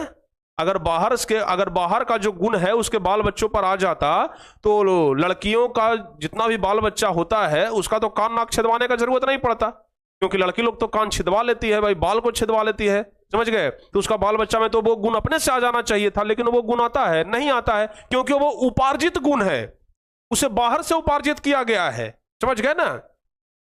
जैसे कोई लड़की अगर नाक छेदवाती है, नाक में छेद करवाती है ना, तो वो उसका उपार्जित गुण है, वो बाहर से करवाई है, वो प्राकृतिक गुण नहीं है, समझ गए। वो प्राकृतिक गुण नहीं है तो वो उसके संतान पर उसका असर नहीं पड़ेगा, उसके संतान पर उसका असर नहीं पड़ेगा। कान छेदवा लेती है तो कान जो उसका संतान होता है उसका पहले ही से कान छेदाल रहता है, नहीं ना, उसका भी कान। देखते हैं ना, आज तक जितना भी लड़की पैदा हुई है किसी का ऐसा हुआ है कि कान जैसे ही जन्म ली उसका भाई कान में पहले से छेद है, नाक में पहले से छेद है, ऐसा हुआ है नहीं ना, क्योंकि वो सब उसके जनक का उपार्जित गुण है, समझ गए। वो उसके जनक का उपार्जित गुण है, वो जननिक गुण नहीं, अनुवांशिक गुण नहीं उसको कह सकते हैं हम, समझ गए। वो अनुवांशिक गुण नहीं होता है बल्कि वो जननिक, वो कायिक गुण होता है जिसको उपार्जित गुण कहते हैं, समझ गए। तो अनुवांशिक गुण क्या है, जो माता पिता का लक्षण अगर बेटों में आ जाए, अगर संतान में आ जाए, बेटा बेटी में आ जाए तो उसको कहते हैं अनुवांशिक गुण, समझ गए। अगर जनक का लक्षण संतान में आ जाए तो उसको कहते हैं अनुवांशिक गुण। तो ऐसा गुण जो पीढ़ी दर पीढ़ी माता पिता अर्थात जनकों से उसके संतान में आता है, ऐसे गुण को अनुवांशिक गुण या पैतृक गुण कहा जाता है, ठीक है। तो अगर बाल के बारे में पूछा जाए कि अनुवांशिक गुण है कि नहीं है, तो बाल अनुवांशिक गुण नहीं है। बाल अगर सेट करवा लेंगे तो अनुवांशिक हो जाएगा, नहीं तो बालों का जो प्रकृति है, बालों का जो प्रकृति है वो अनुवांशिक गुण नहीं है, आपसे सवाल पूछा जाएगा कि बालों का प्रकृति आनुवांशिक गुण है कि नहीं, तो जवाब देना होगा नहीं। बालों का गुण, जो बालों का प्रकृति है वो आनुवांशिक गुण में नहीं आता है। तो उपार्जित और आनुवांशिक गुण आप लोग समझ गए। आगे प्यारे बच्चों पढ़ना है लामार्कवाद के बारे में, ठीक है ना। लामार्कवाद पढ़ना है। ये एक लामार्क नामक वैज्ञानिक थे। देखिएगा जरा इनका क्या थ्योरी है, इनका थेसिस समझेंगे, समझ गए ना। लामार्क नाम के एक वैज्ञानिक थे प्यारे बच्चों, समझ गए, फ्रांस के थे, ठीक है ना। प्रकृति वैज्ञानिक थे, प्रकृति के बारे में रिसर्च करते थे। तो ये जो वैज्ञानिक थे ये बोले, आप चलिए एक दूसरे तरीके से समझाते हैं, ठीक है ना। अगर हम आपसे ये पूछें, अगर हम आपसे अभी तुरंत हम पढ़ाए हैं, अगर हम आपसे ये पूछें कि जो कायिक गुण होते हैं, जो कायिक गुण होते हैं जिसको हम लोग कहते हैं उपार्जित गुण, जिसको हम लोग कहते हैं उपार्जित, तो हम लोग कहते हैं उपार्जित गुण। तो प्यारे बच्चों बताइए, ये कायिक गुण, उपार्जित गुण आनुवांशिक गुण होते हैं कि नहीं होते हैं? बताइए तो, ये अपने संतान में आनुवांशिक की तरह आएगा कि नहीं आएगा? ये आनुवांशिक होते हैं कि नहीं? ये आनुवांशिक होते हैं या नहीं? आप बताइए हमें, आनुवांशिक होते हैं या नहीं? अगर होते हैं तो यस लिखिए, अगर नहीं होते हैं तो नो लिखिए। बताइए, ये कायिक या उपार्जित गुण, यानी कि जो बाहर से गुण किए जाते हैं, जैसे मान लिया जाए हमका खूब मेकअप करके एकदम गोर कर दे, समझ गए ना, तो क्या हमारा जो संतान होगा वो भी गोर पैदा होगा? कोई जरूरी नहीं है, क्योंकि बाहर से हमें गोर किया गया है, समझ गए ना। अगर ऐसा होता तब तो लड़कियां इतना ज्यादा मेकअप करवाती है ना कि उसका संतान पूरा सब एकदम गोर गोर पैदा होता, समझ गए, कोई काला होता ही नहीं। लेकिन कभी ऐसा होता है? नहीं होता है, क्योंकि वो बाहर से किया गया है, बाहर से उपार्जित किया गया है। तो जो बाहर से उपार्जित किया गया गुण है ना, वो आनुवांशिक गुण नहीं होता है, वो आनुवांशिक गुण नहीं होता है। लेकिन लेमार्क साहब जो थे ये कहे कि नहीं, जो उपार्जित गुण होता है ना वो भी आनुवांशिक होता है। लेमार्क साहब क्या बोले? ये है लेमार्क साहब, ये सबका थ्योरी गलती कर दिए। ये बोले कि नहीं भाई, जो उपार्जित गुण होता है ना वो भी आनुवांशिक होता है, समझ गए। ये क्या बोले? ये बोले कि जो उपार्जित लक्षण होते हैं, यानी कि गुणों के संदर्भ में एक विचार प्रस्तुत किए। इस धारणा में लेमार्क ने कहा कि उपार्जित लक्षण वंशानुगत होते हैं, जो कि पीढ़ी से दूसरी पीढ़ी में जाते हैं। ये लेमार्क साहब बोले ना कि नहीं, जो उपार्जित गुण होते हैं ना, जो कायिक गुण होते हैं, वो भी आनुवांशिक होते हैं और वो भी एक पीढ़ी से दूसरी पीढ़ी में जाते हैं। अब आप बताइए हमें, इनका कहना सही था कि गलत था? आप हमें सिर्फ इतना बताइए, सही अगर है तो लिखिए सही था सर, अगर गलत था तो बोलिए गलत था। इनका कहना सही था कि गलत था? इनका कहना सही था? नहीं प्यारे बच्चों, इनका कहना सही नहीं था, इनका कहना गलत था। इस बात को गलत किसने कर दिया? इस बात को गलत कर दिया कई वैज्ञानिकों ने। कैसे गलत किया पता है? चूहा लिया, समझ गए ना। अब चूहा क्या किया? चूहा का पूंछ काट दिया, चूहा का पूंछ काट दिया, और एक चूहिया लिया, चूहिया का भी पूंछ काट दिया, समझ गए ना।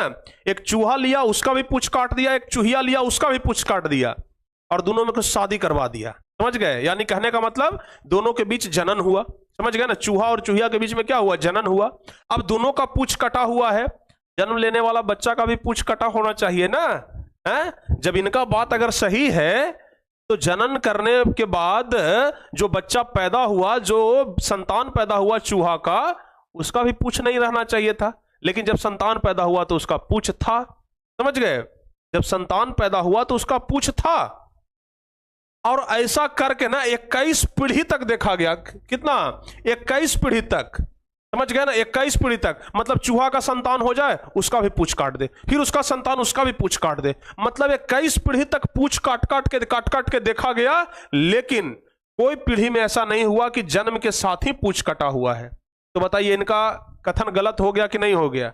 इनका कथन गलत हो गया कि नहीं गलत हो गया? तो इनका कथन गलत हो गया, यानी कि लेमार्क साहब का जो कथन था ना वो गलत हो गया। ये जो कहे थे कि नहीं उपार्जित गुण भी आनुवांशिक होता है, ये बात गलत हो गया, क्योंकि चूहा का पूंछ काट काट के 21 पीढ़ी तक कई वैज्ञानिकों ने जांच किया, और एक भी पीढ़ी में ऐसा नहीं हुआ कि बिना पूंछ के चूहा का बच्चा पैदा हुआ हो। हर एक बार जन्म ले तो चूहा का बच्चा पूंछ के साथ पैदा हो जाए। तो सब वैज्ञानिक ने कहा कि लेमार्क साहब का जो थ्योरी है वो गलत है, लेमार्क साहब का जो थ्योरी है वो सही नहीं है, समझ गए ना। तो लेमार्कवाद का बाद में कई वैज्ञानिकों ने जोरदार खंडन किया। उन वैज्ञानिकों के अनुसार उपार्जित लक्षण वंशानुगत नहीं होते हैं। इसकी पुष्टि के लिए जर्मन वैज्ञानिक वाइसमान ने 21 पीढ़ी तक चूहे की पूंछ को काट करके यह दर्शाया कि कटे पूंछ वाले चूहे की संतानों में हर पीढ़ी में पूंछ वर्तमान रह जाता है। यानी कि पूंछ जो है वो हर एक पीढ़ी में वर्तमान रह जाता है। इसलिए यह थ्योरी जो है वो बिल्कुल गलत है। समझ गए ना? ये थ्योरी कैसा है जी? बिल्कुल गलत है। आज लगता है कि प्यारे बच्चों आपका ये चैप्टर समाप्त नहीं हो पाएगा। आज ये चैप्टर समाप्त नहीं हो पाएगा, समझ गए ना? क्योंकि लगभग 1.5 घंटा होने वाला है, फिर गणित का भी क्लास है और आज गणित का एक नया चैप्टर प्यारे बच्चों शुरू हो रहा है, वृत्त। समझ गए? तो आज ये चैप्टर खत्म नहीं होगा बाबू, अगली क्लास में हम ये चैप्टर खत्म कर देंगे। हम सोच के आए थे कि आज ये चैप्टर खत्म कर देंगे, लेकिन आज ये चैप्टर खत्म होगा नहीं। अगली क्लास में ना हम ये चैप्टर खत्म कर देंगे, ठीक है? अभी बहुत कुछ पढ़ना है। अभी क्या क्या पढ़ना है? अभी पढ़ना है प्यारे बच्चों आप लोगों को लेमार्कवाद पढ़ा दिया, अभी डार्विनवाद पढ़ाएंगे, चार्ल्स डार्विन के बारे में भी पूरा पढ़ाएंगे। पृथ्वी पर जीवों की उत्पत्ति कैसे हुई अभी इसके बारे में पढ़ाएंगे। जाति उद्भवन के बारे में पढ़ाएंगे, ठीक है? उसके बाद जीवों का विकास कैसे हुआ, समजात अंग क्या है, असमजात अंग क्या है, इसके बारे में बताएंगे, ठीक है ना? और उसके बाद जीवाश्म के बारे में बताएंगे, ठीक है? जो जीवाश्म हमें मिलते हैं इन सब जीवाश्म के बारे में पढ़ाएंगे। तो अभी बहुत कुछ बाकी है, समझ गए ना? इस चैप्टर में इस क्लास में ना समाप्त नहीं हो सकता है, ठीक है ना? चलिए, तो बताइए आज का क्लास कैसा लगा, ठीक है ना? सबसे पहले तो आप हमें ये बताइए बच्चों, बताइए आज का ये क्लास आपको कैसा लगा? अगली क्लास में आपका ये चैप्टर समाप्त हो जाएगा।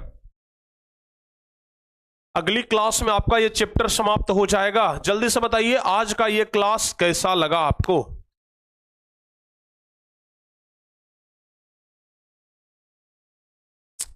एकदम बेहतरीन, वाह क्या बात है, बस यही सुनना चाह रहे थे आपसे हम।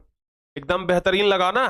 मस्त लगा सर, बेहतरीन लगा, बहुत अच्छे तरीके से समझ में आया ना? जैव विकास, जैव विकास बहुत अच्छे तरीके से समझ में आया कि नहीं आया? अभी पिछले क्लास में, अगली क्लास में और ज्यादा मजा आएगा, अगली क्लास में और ज्यादा मजा आएगा प्यारे बच्चों, ठीक है ना? ये सब मेढक के बारे में ना हम बता देंगे। अच्छा, मेढक का ऑपरेशन कितने लोग किए हैं? बचपन में ना आप लोग मेढक का ऑपरेशन करते थे, समझ गए ना? उसका पेट फाड़ देते थे और जो कपड़ा सीने वाला सुई होता है ना, उससे सुई से सी देते थे, धागा से सट जाता था। कितनों पेट फाड़ दीजिए तुरंत मेढक उछल उछल के भागने लगता था, ठीक है ना? मेढक का ऑपरेशन आप लोग बचपन में जरूर किए होंगे, ठीक है ना? देखते थे कि क्या है, तो पेट फाड़ देते थे फिर भी वो जीवित रहता था, समझ गए? तुरंत उछल करके भाग भी जाता था। भाई दर्द तो होता होगा ना?